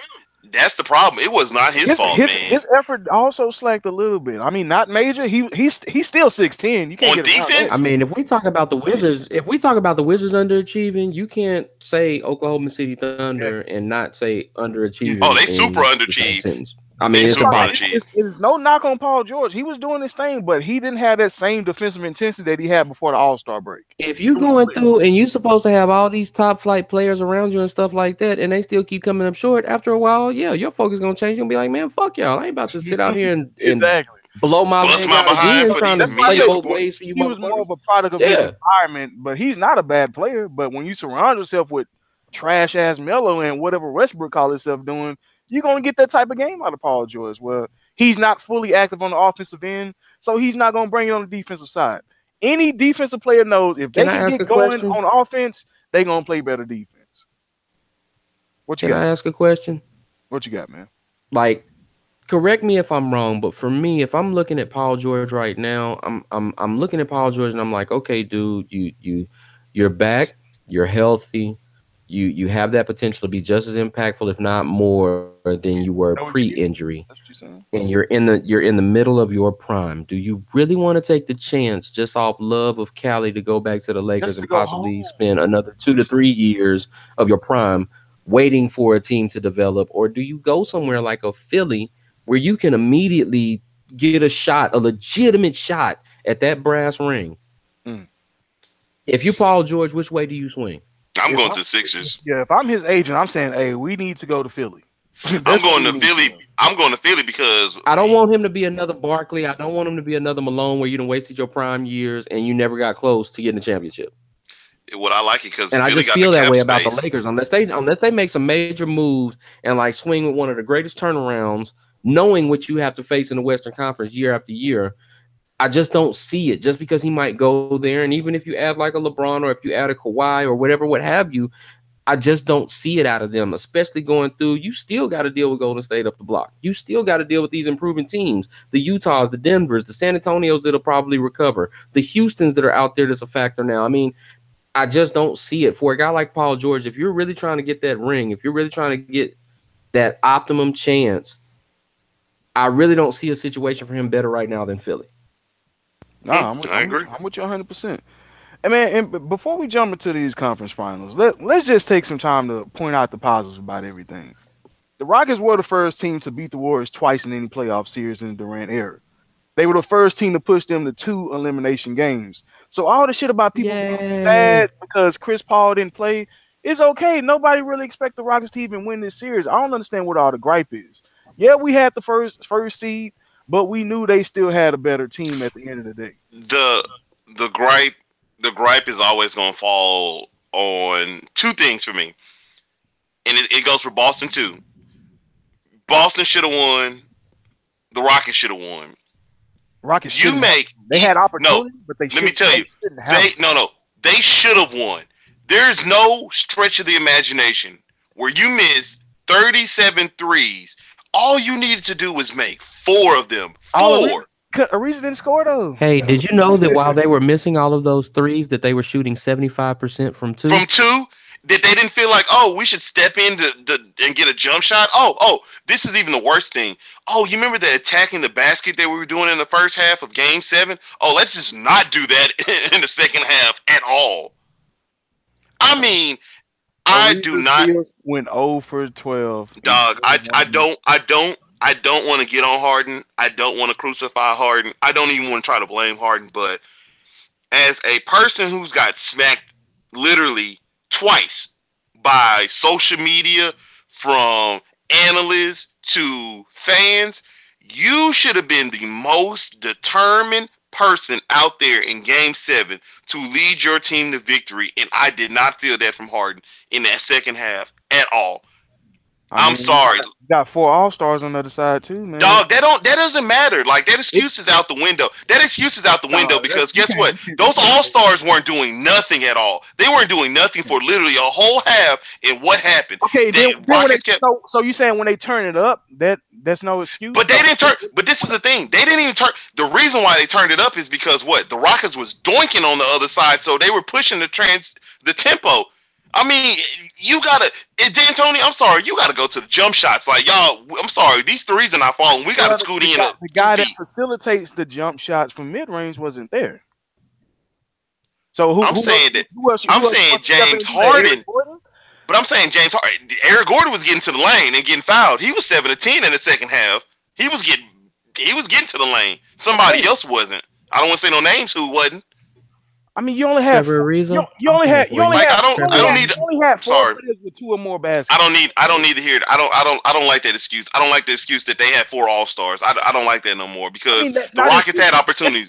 That's facts. The Rockets had opportunities. You act like they didn't have opportunities. Ariza had 12 opportunities to score and he didn't score. I can blame him, but guess what? But I can blame Trevor Ariza. But guess what Trevor Ariza was doing? Wide open looks. I got that. But guess what? He probably had dead legs because he was doing what? Everybody had dead. So it's just Trevor that got No. I'm asking you a question. He had dead legs because of what? He was putting all his effort on defense when he was shutting them boys down. And what happened? PJ was still getting his points. I'm sorry, that excuse. I can't roll with that. That's not an excuse. That's just facts, man. That's like, you can't say having 4 All-Stars is an excuse. That's just facts. Wait, no, it's true, but it's true in the fact that they just blew you out, but they didn't. Yeah, they didn't blow them out. The role players also missed shots. Yes, James blew a lot of shots. James blew that first 3 coming out of halftime, and I knew shit was about to go left. May I interject for a moment? Sure. Oh yeah. I get what both of y'all are saying, and you both have incredibly valid points. For DeMarcus, as somebody that's been a Spurs fan, I agree with Griffin. You can't use the All-Star excuse. That's 2014. It's not an excuse. It's not a thing of that, and I'm not saying that it's not a fact, but the way that it's being presented makes it seem like an excuse. When you go back and you look at different things, like, okay, Spurs won the NBA Finals by the widest margin in NBA history in 2014. How many All-Stars did they have on their team? Well, how many Hall of Famers did they have too? Let's go to that too. Man. That's not the question. You can go through and you can put that out there, and that's all well and good. But at the same token, you want me to say that they got 4 Hall of Fame because they all gonna make it to the Hall of Fame. You can really say 5 Hall of Fame. I disagree with that. I don't think they're all gonna make it to the Hall of Fame, but that's a whole different argument. The thing about it is this: you can't put it out and say, well, just because they have more All-Stars than you, then they're supposed to win. That may be all well and good, but history has proven the fact that just because you have more All-Stars doesn't mean that you're going to win. And they had a fresh Klay Thompson in the second half from sitting down with all those fouls. They had a better mindset. They had a better veterans mentality of the experience of being there, and they had better execution when it mattered the most. I will not say that they necessarily had a better team top to bottom, because with all things being considered, the Rockets didn't look like a slouch when Chris Paul was in there, keeping them calm and keeping them focused. But Chris wasn't the storm in them third quarters and stuff like that. That's a different. And I get that he wasn't there for 6 in Game 7, but we're talking about the finals overall. We're not talking about 1 or 2 games. We're talking about the finals overall. You go through and you look at it. The fact that it went 7 games doesn't make it a valid point to say, well, oh, they just were the better team. Well, shit, you just took the better team in 7 games. So you literally put yourself in the position where it was a coin toss when it was all said and done, and you had the added benefit of home court advantage, more fouls called against them than it was against you, and more opportunities. Because if we look at the sheer number of it, possession by possession, you had so many more opportunities to score because you shot so many more damn shots. Well, you did, but the dynamic you just didn't make them. The you just didn't dynamic take of the smart game shots. and the game plan completely changed when you take Chris Paul out the equation. Like, there's no way around that. Like, the team did not run the same. But whenever James has to take what comes with and playmaker, he does wear down. We get that. So that's why Chris Paul is the conductor. When you go through and you, unfortunately, like I tried to talk about all season, when everybody was running as one and you couldn't do no wrong and stuff like that. Those are the things that you have to deal with when you want to be considered a top team, when you want to be considered elite, because nobody gives you a pass for that. If you want to be considered MVP, a pass for losing Kawhi Leonard and going out. Nobody's ever given folks a pass for having players hurt. It's just one of those things that, okay, well, if you're that great, it really shouldn't matter. You'll find a way. Next man up. And unfortunately, they came up short. But it's the way in which they came up. But it was also as expected. So mad. When we all linked up at Griff Spot, I said it was going to be a part 4 of Warriors and Cavs. Like I said that. No. Understand what I'm saying. Understand what I'm saying. Understand what I'm saying. I'm not saying that it wasn't expected to a certain extent. It's the way that it actually happened. Yeah, because they had opportunities. Yeah, but that's the thing. You never would have thought that it would be mathematically possible for a team that shot this good to miss 27 fucking threes in a row. Exactly. You never would have expected it. But you also didn't. And nobody expected them to even beat the Warriors twice. Like. And I feel that I'm not mad at the overall performance of the Rockets at all. It's just disappointing in the way that they lost that game 7, and it's going to let people have a sour taste in their mouth until next year when they try to wash it out. And you're not about to use and you saying they got 4 stars. You act like we got blown out. Now, if we got blown out, then you can use that excuse like, they got 4 superstars. I think you keep coming to this excuse route. This is not an excuse because, like I said, I knew Golden State was going to win, but after a while, talent is going to take over, Griff, and that's what I agree. The talent of the Warriors with a fresh Clay. Draymond doing what he's doing on defensive end, stopping Harden on the weak side every time. Durant in his isolations, and when Steph got it going from 3, it's not a lot you can do about that when you got James Ice on the other side. Ariza not hitting anything. Eric Gordon couldn't do anything from the catch and shoot standpoint. Creating his own shot, yes, as far as creating threes, going to the rack, but catch and shoot, he was terrible. Catch and shoot, Trevor Ariza was terrible. Catch and shoot, PJ Tucker was terrible. Catch and shoot, Gerald Green was terrible. All that adds up to a 9-point loss. So, yes, they overachieved by even going to 7 games. This is the team that Daryl Morey said was built to beat the Warriors, though, right? Exactly. Go Ovechkin, caps up 3-1. But go ahead. And then, I agree. But this is the team that Daryl Morey said he purposely made to beat the Warriors, right? With Chris Paul also. Like I said, I don't have no excuse for the fact that he missed 6 and 7. I don't know what would have happened. I know that they lost in 7 games, but the dynamic changed when he's not there for 2 closeout games. Can I ask you a question? But this is my thing. My bad, Griff. Let me get this in real quick, and I'll let you finish. This is my thing, though. When it comes to the accountability factor, now that everything's been said and done, isn't that something that GM and coach should have anticipated for? A Chris Paul injury? Anybody significant getting injured and taking steps to go through and have your next man up in place. And it just looks like from a roster standpoint when you look at it. But it looks like from a roster standpoint and from the way that D'Antoni coached in those last 2 games, it looked like he had no plan B, and that's the part that's frustrating. It looks like he literally had no other option, so he was just like, well, fuck it, y'all just get out there and try to do the best you can. You kind of had 2 players. Like I said, Luka Mbamute was not effective coming back from that injury, so you automatically after game 1 had to cut him out the equation. Couldn't get enough from Ryan, couldn't get enough from Joe. Gerald Green had a couple good spurts, but it wasn't enough. So you wasn't getting enough from the plan B guys. And then just having Chris completely out, the whole dynamic changed, man. But I don't think you gave the plan B guys enough chance to get themselves set up to be productive like that.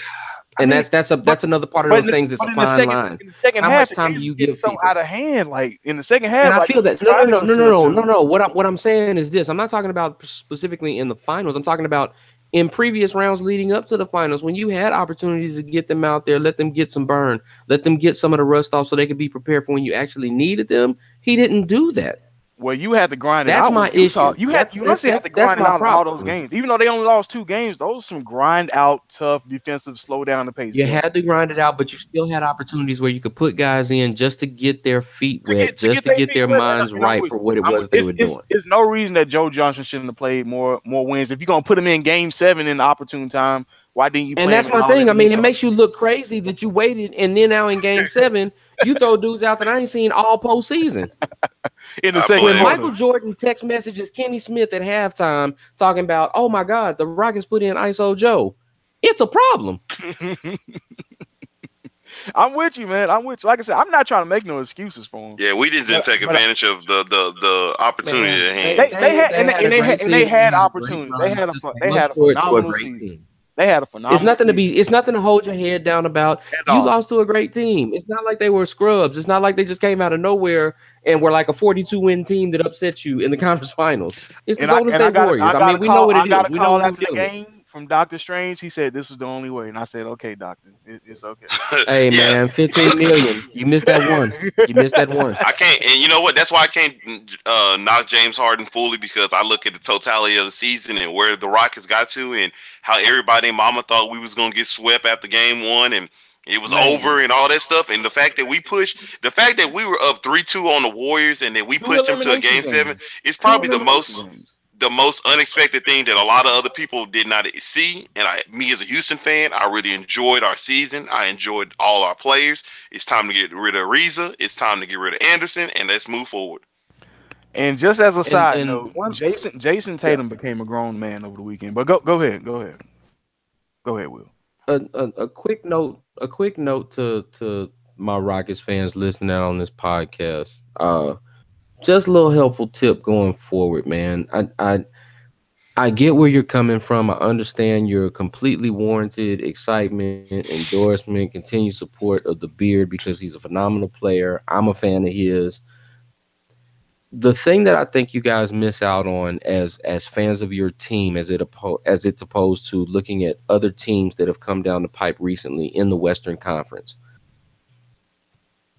There's no team that's been productive over the last, let's say, 10 years or so in the Western Conference that's been solely dependent on one person to get them to where they need to be.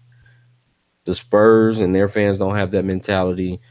The Warriors and their fans don't have that mentality. You even go back and look at the last 2 that the Lakers won, and it wasn't in their mentality because you had young Bynum, a sober Lamar Odom, and a very underrated Paul Gasol. It wasn't a situation where those teams had to depend on one single person every single game, every single time. You got a taste of what it's like when you actually build a team properly with this addition of Chris Paul, with the ascension of Clint Capella. So I completely understand where Griffin is coming from, and I'm going to be the first to tell you as a rival and somebody on the outside looking in. If you have the audacity to blame James Harden for your lack of success in these conference finals, stop rooting for your team. Say that louder, please. Please say that a little bit louder. Just stop rooting for your team, man. It's not James Harden's fault. What do you expect out of James Harden that he already hasn't given you in this day and age of basketball, where the accepted and established narrative and standard for NBA teams is that you're supposed to carry at least 3 stars to even matter in this league, correct? Minimum.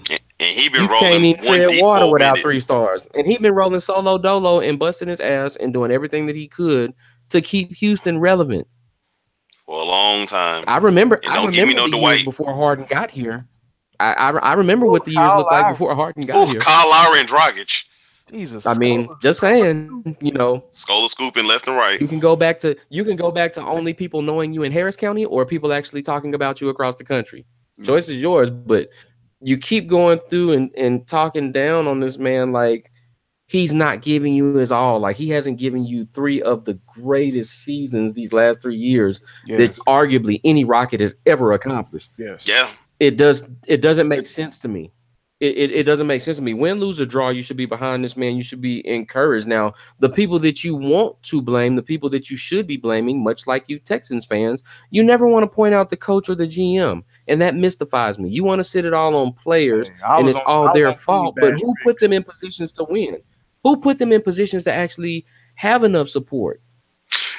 And I don't understand that. You go through and you get mad at a James Harden, but you don't speak about a Trevor Ariza that did the greatest John Starks impersonation of all time. Please don't. He's dead to me. He's dead to me. If it's any jersey, I'm just saying, it's one of those things that you go back and you look at, and in typical, and I don't want to say that because I have too much respect for my two podcasters, but I mean, there's so much truth to it. In typical Rockets fan fashion, now you want to chase another sexy name.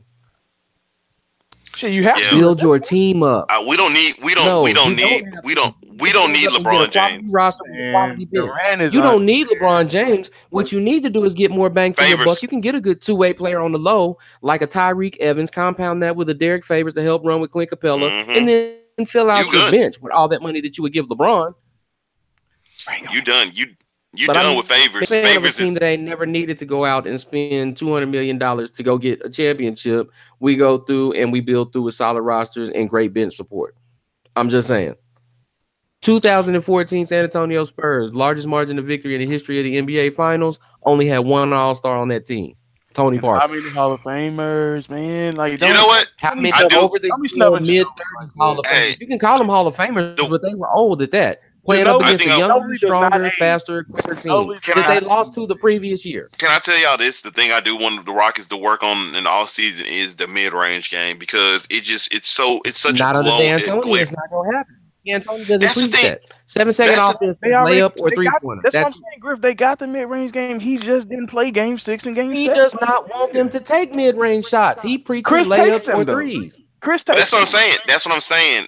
It's not the mid-range players. It's James Harden. I want James Harden to get his mid-range game back. We act like James Harden. People forget that James Harden was one of the great jump shooter. He was step back king from mid-range. He was a step. That's what I'm so glad you say that. I was telling Shantae that today, and I wanted to scream. If as long as you watch the Rockets, you know what James Harden was doing when he first came down. That's what I'm saying. I wanted to scream to the top of my lungs. Like, everybody wants to talk about this step back three to James Harden. No, that was dude was the king. Jumper. He was a step back jumper for the longest, and he would kill him with it. And I want him to get that back in his game, because the thing you said about James Harden earlier this season in the podcast, both of you, I have to give y'all credit for. Y'all said James Harden is not a great three-point shooter, and it shows. It shows so much. When the three's not falling, guess what, James Harden? Go back to your bag and go back to the mid-range game. 2 points. That's what he did in the first quarter. That's what he did in the first quarter. He did, and that's what he went away from in the second quarter. I mean, the second half, and that's the only thing I criticized him for. First shot of the first half was second half was a three, and I said, this is not the start. Yeah. But yeah, I agree. He's not a great, like, people just because you shoot a bunch of threes don't mean that you're a good 3-point shooting team. So that's exactly. Let's talk about Boston. Woo! Jason Tatum, I love him, man. Oh man, consistency, man. Fuck Boston, man. Overachieving asses. We had that Kawhi for Tatum, Brown in the first round pick in the bag before them hoes showed up. Ain't gonna happen. You might get Brown, but you ain't getting and shit. We ain't never getting that motherfucker now. Yeah, y'all ain't getting Tatum. Y'all ain't getting Tatum. Boston. Fuck Boston clam chowder. Fuck 4-leaf clovers. Fuck Danny. Man, fuck them hoes. Yeah, I'm just playing. Rozier and Jason Brown, and Jaylen Brown did their disappearing act too. Man, they were cold. I mean, they young, man. They're young, but that's a great learning experience just to make it to Game 7 of Eastern Conference Finals at home. But this is the thing about it, and this is the thing that I always laugh about DeMarcus. Both of them stepped up in Game 6. It disappeared in Game 7. I thought that was the craziest thing on the road. But I mean, at what point in the game? Cause I remember when I seen it, but at what point in the fourth quarter did you realize, okay, the best player on the court plays for the Cavaliers, and they about to win this game? When LeBron kept going to the left and they couldn't stop him. Started. Exactly. He kept going to the left, and I'm just like, God dang, y'all cannot stop this dude. Nobody trying to put a body in front of LeBron. He was hitting all type of little floaters and easy. When the fourth quarter started, and I saw that Boston was not up 20, nah. Yeah. You ain't safe. You're not going to be safe from them king moments. I knew it was over when Jeff Green started getting hot in the third quarter. I said, you know what? Boston gonna be in trouble because you letting another Cavalier player step up, and that's the problem. And you got to give LeBron. I give LeBron credit, man. Since he's developed a jumper, he's unstoppable, and that's scary, man. That dude developing a consistent jumper. It's that turnaround fade hopper, like that is so. Ooh, he been practicing with Dirk. You gotta understand when it comes to LeBron now, man, even in year 15, even at 32, 33 years old, when you go back and you look at it in your heart of hearts, man, with his IQ to go along with the skill set, LeBron from a talent standpoint, just purely playing the sport of basketball, and this is kind of that Tom Brady, Aaron Rodgers argument. Like literally, to me, LeBron is the perfect basketball player. Mm-hmm. Like literally, when he's on, he's completely unguardable. He's completely unstoppable, and I don't care who it is you put in front of him. And that's rare to say. And when, you know what? The only thing I do, like gets on, it's a massive. There was one thing I noticed that Boston did that I wonder if Brad Stevens is going to do more of that next year when he actually has a full roster, or I wonder if anybody's looking at tape. You know how you really can stop LeBron is when he's posting up and he goes into his turnaround jumper and bringing another body to kind of contain him. That's when he kind of falls off and he gets nervous in his shot. You gotta fake that pseudo trap. Yeah. Exactly. That's how they really get him. Especially when he gets down on that block and he tries to use that size mismatch. Mm-hmm. You gotta have folks that are patient enough and they stay disciplined in their lanes and in their coverages. Because when that one man slides over, whoever is closest to the man that he just came off of has to be playing that passing lane. Just in case for the kick out. And this is why I want to throw my chair out the window, because if the Rockets would have played the Cavs in the finals, the Rockets that's what they was doing to Kevin Durant and Clay and everybody. They were throwing them bodies at him, and they would have thrown them at LeBron. It would have been so good. Clay is a madman. There's nothing. Yeah, Clay, man, that's my favorite player in the league. That's forever gonna be my favorite player. That dude right there is he's a hardworking dude. He's the engine on that team. Everybody says Draymond, but Clay is, man. Once Clay get going, they are. They ready to go. They ready to go. Man. But yeah, Boston got a bright future. LeBron James, I clap my hands for your effort, but I think you might get swept. Could be wrong, but hey, that's why I asked you guys: should they even win a game? Do you see them even winning a single game in this? If they win one or two games, I think that LeBron James, he moves a little bit closer to the Jordan conversation. I mean, that's as far as I can give you because I don't see them getting the game because, truth be told, the Warriors played as good as defense as the Celtics, but they not as bad on offense as the Celtics can be. Oh, and that's the scary part, man. And that's just like, I don't know, man. If they only just think about that, if they won one game with Kyrie last year, man, I don't know, man. Out of respect, I give LeBron one. And they gave them that game. Like that game. Yeah, man. So that game was a push. Yeah, man. Right, we'll see, man. I expect him to get swept. That's just me personally. I mean, like you said, if he can pull something out of his ass, that's just King being the king. Put the crown on him. Let him wear the crown during the game if he win a game. I think the buzzkill. Oh, go for it. They gonna win? One of the things I talked about on Facebook, I actually put it up in a post, is the fact that I stated that you're about to find out what the league thinks about quote unquote super teams moving forward with this NBA Finals. The reason I say that is this. We go through and we look with all of these super teams, these big threes and stuff like that have come down the pipe recently, but there's an interesting trend with those. You can start and say, first time the media got a hold of it in this generation and use that big three. Celtics, right? KG, Ray Allen, Paul Pierce. Their record in the finals was 1-1. Okay, so we move on to the Heatles. Bosh, Wade, LeBron. What was their record in the finals? 2-2. So now we're faced with a Golden State Warriors team that is currently 2-1 in finals appearances with their version of the newest Big Three / super team. I think the NBA, because they're always about the narrative and about the money, get the win-win because of the fact that, your super team still made it ratings.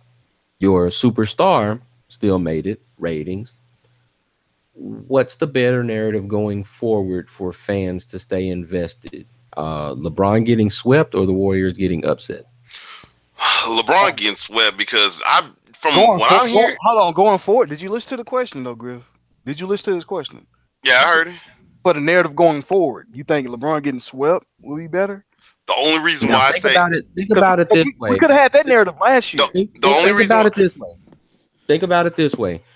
This is the NBA policing without policing, because you can sway that narrative of, oh, well, you don't really need a super team anymore if the Warriors get upset because you just saw LeBron do it. So you kind of dissuade a lot of the public sentiment of everybody thinking that you need to go out and get all these superstars and this, that, and the other, which helps keep those good old boys in their money because they're not slinging out unnecessary amounts to get these other players, so on and so forth. It's a trickle-down effect.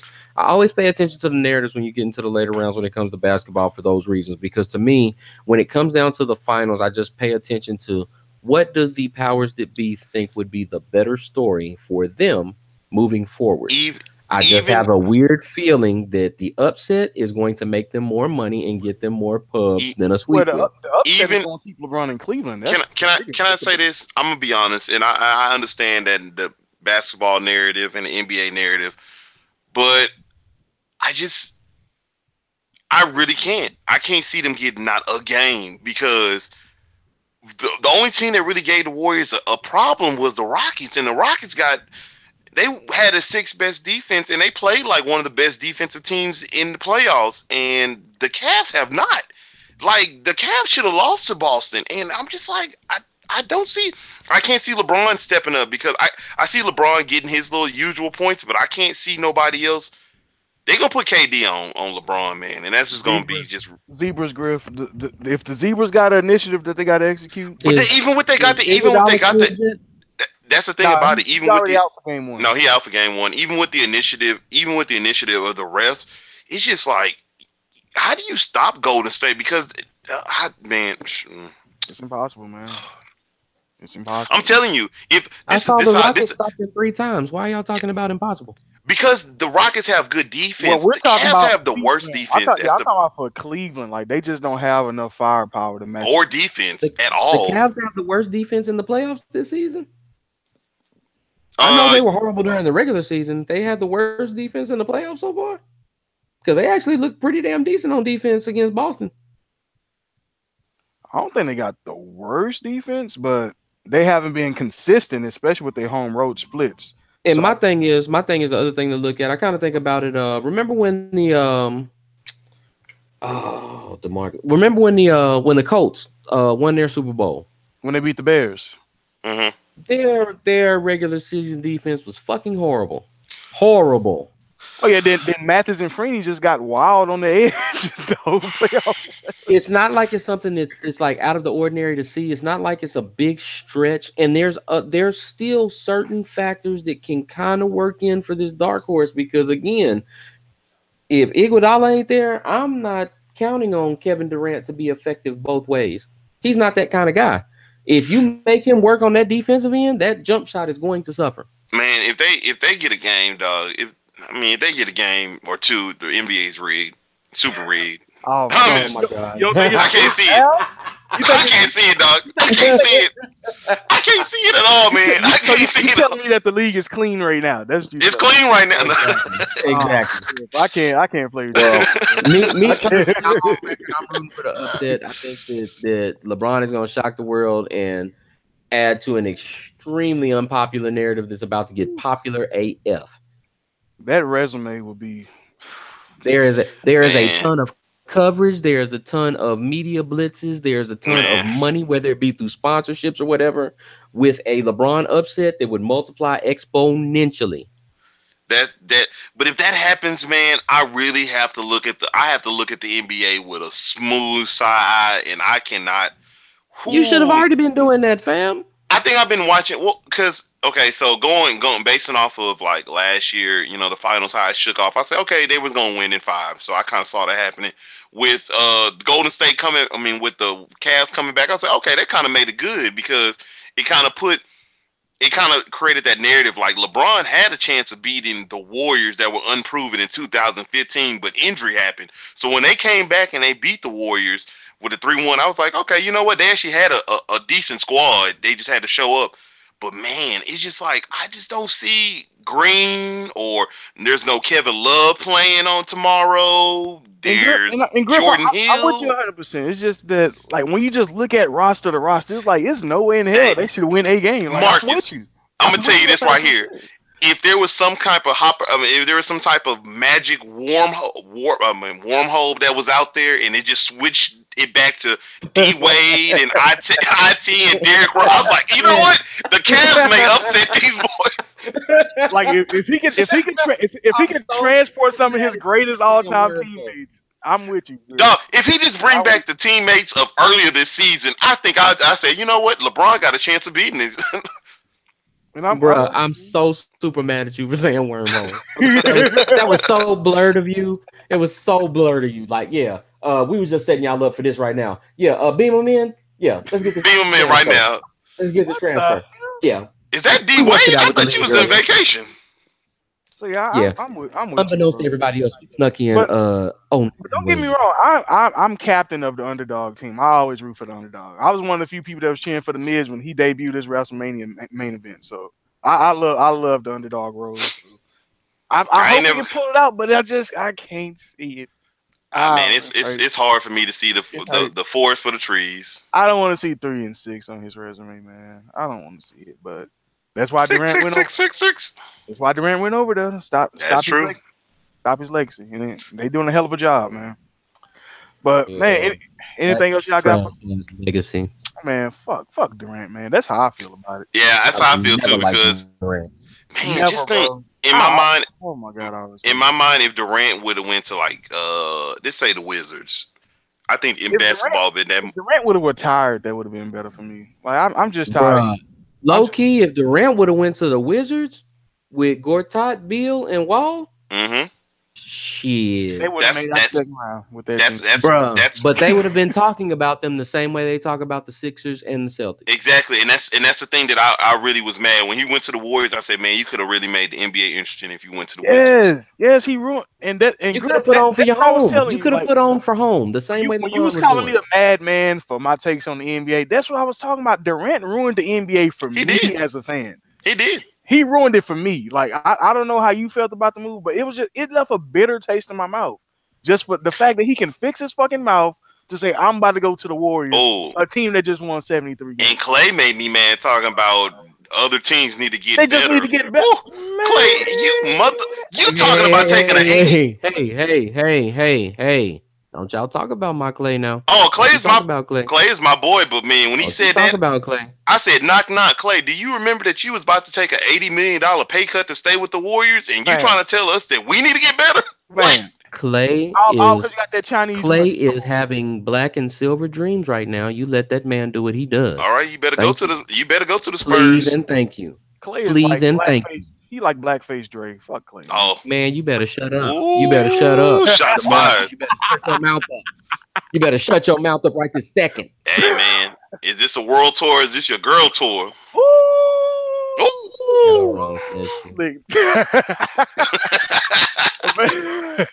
Y'all make them sign a prenup. Hey. Y'all niggas stupid, bro.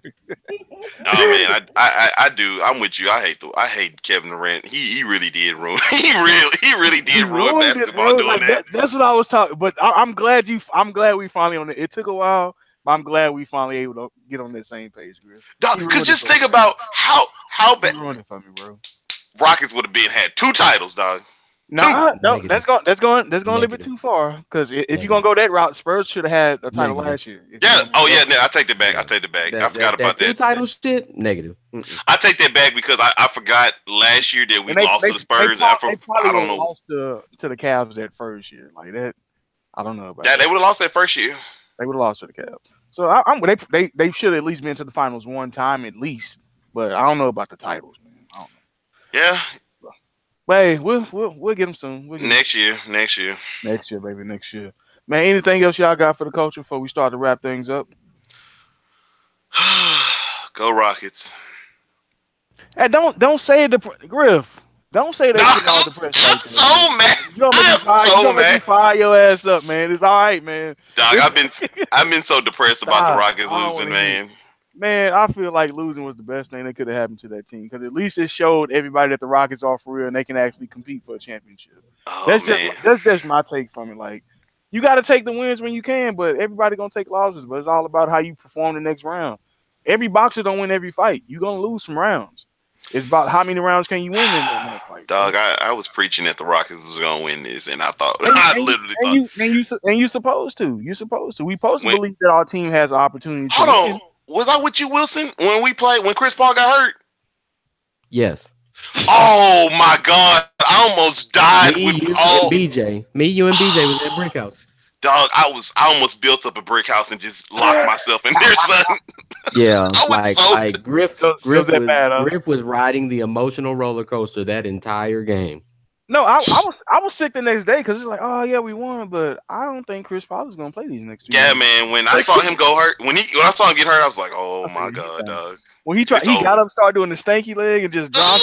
Yeah, because we were together, Griff. Because the first thing that I said was, I hope it's his ankle, and then they said, oh, it looks like his hamstring. Hamstring. Fuck, he ain't playing. I saw him go down and grab that hamstring. I was like, oh God. Yeah, that was the one that was. I was like, no, hamstring. He's not gonna be able to recover fast enough. Nah, you picked the stretch of the playoffs where the NBA actually schedules with common sense. If he would have did that in the first round, he'd have had like 3 days between games to. Yeah, he'd been good. I told somebody, Chris Paul is.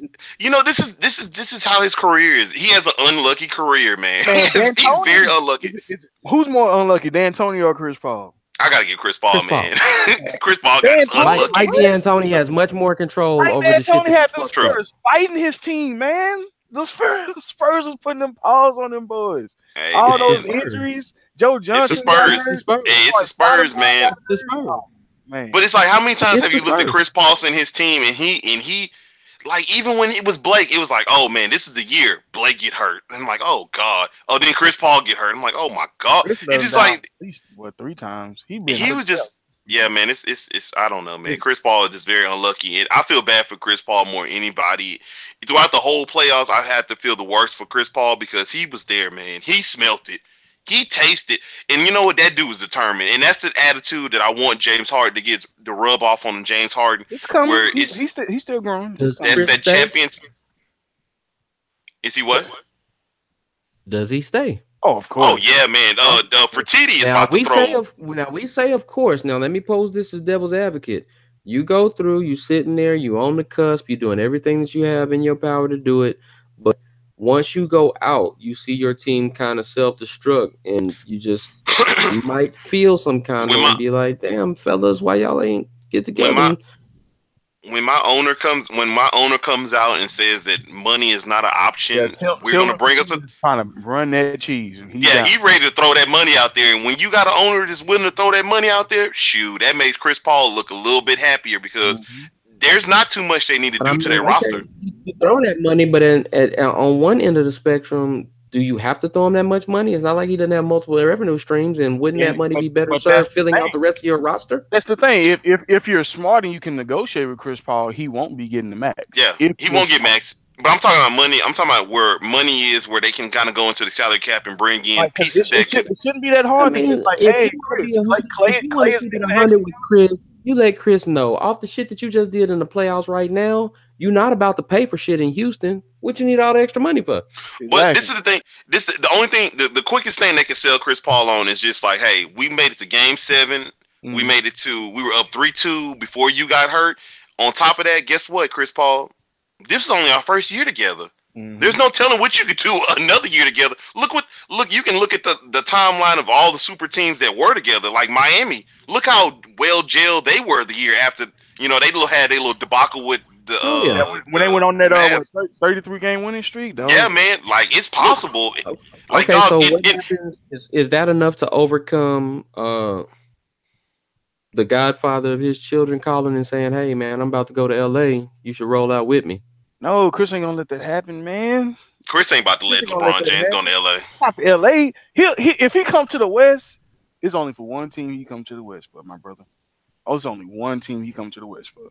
Other than that, he gonna stay up in the East. Where would you want to see? Where would you want to see? I know we long on the spot. The page has been sent, man. The Captain Marvel page has been sent. I'm telling you, he's paged him. The page has been sent. He's jersey. They gonna be at one of their elimination games in the LeBron James jersey, just sitting up there, like staying. They gonna do the list. If you never thought that this podcast wasn't about the culture, the Captain Marvel page has been sent. That's all you need to fucking know. The page has been sent. The page has been sent. That is our. That's the title. The page has been sent. Man, I cannot with y'all.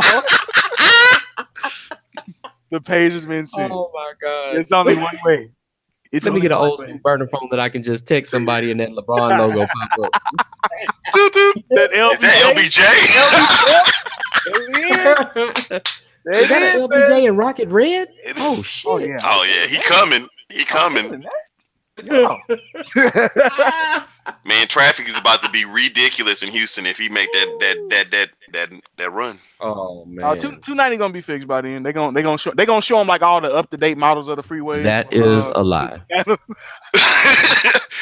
We'll have this done by your first year here. Exactly. This is LeBron on his third year and it still ain't finished. It's gonna be like one of those little malls. The only way any Houston freeway gets completely done is if you completely shut it down until you finish it. Oh, you know what's going to happen? There's no freeway in Houston ever quote unquote finished. In the summertime, like with all the kids and all the buses and all the bus drivers not having to be on the roads, it's gonna be a lot easier to get these roads fixed. So it'll be. But it's still by the summer because of the flow. That 290 flow is just relentless, though, man. It is, but it does slow down when school is out there. It does. Slows down to me, and so I think they can have some more weekends when it's closed down. I don't know how the hell we got on this, but all you gotta do is tell the city of Houston that LeBron James is making his arrival. We need y'all off the roads. I don't need to drive 290. I'm gonna just take the street. I'll just take the back roads. I mean, it's fine. You know what? He's gonna be I don't even want to go to work. Chicken-land or somewhere anyway. He's gonna be out there. Or just hashtag it, man. Metro for LeBron. Don't drive. Take that Metro. Metro for LeBron. Hashtag it. Jet to jet across the city, man. He gonna parking ride for LeBron. Parking ride for your boy. The page has been sent. The page has been parking ride for your boy. Anything else y'all got, fellas? That's it, man. That's it. Bring on football.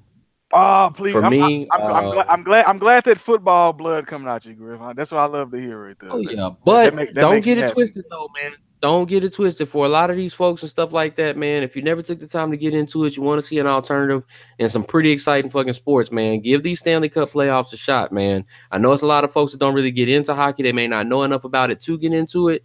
Give it a shot, man, because these first two games owe me absolutely nothing. Nothing. James Neal has the S on his chest tonight, bruh. I don't know what got into him. But and for my other folks and stuff like that, man, like all the people that subscribe to the page and stuff like that, man, I will be putting out more traffic on there because we are rapidly approaching World Cup. Even though the U.S. isn't in it, I still watch it. I watch it religiously. It's the most popular and biggest sporting event in the world. So I have to pay it its proper respects. And although, again, my home country isn't in it, still is not going to make it, any less exciting, any less competitive. Yes, sir. Yes, sir. But, man, as always, y'all can catch the podcast on iTunes, SoundCloud. Get on the Facebook page, Fishing Grits for the Culture. Fishing Grits 281 on Twitter and Facebook. Like, listen, enjoy it, share it. Keep it melanated and illuminated, people. Melanatedandilluminated.com/Fishing Grits. Shout out to our guy, iTunes Raw. Man, we here for you guys. We here for the culture, as always. But as for now, this has been Fishing Grits. And you guys have just been served. Y'all enjoy. Y'all better answer that page. The page has been sent. Motherfucker.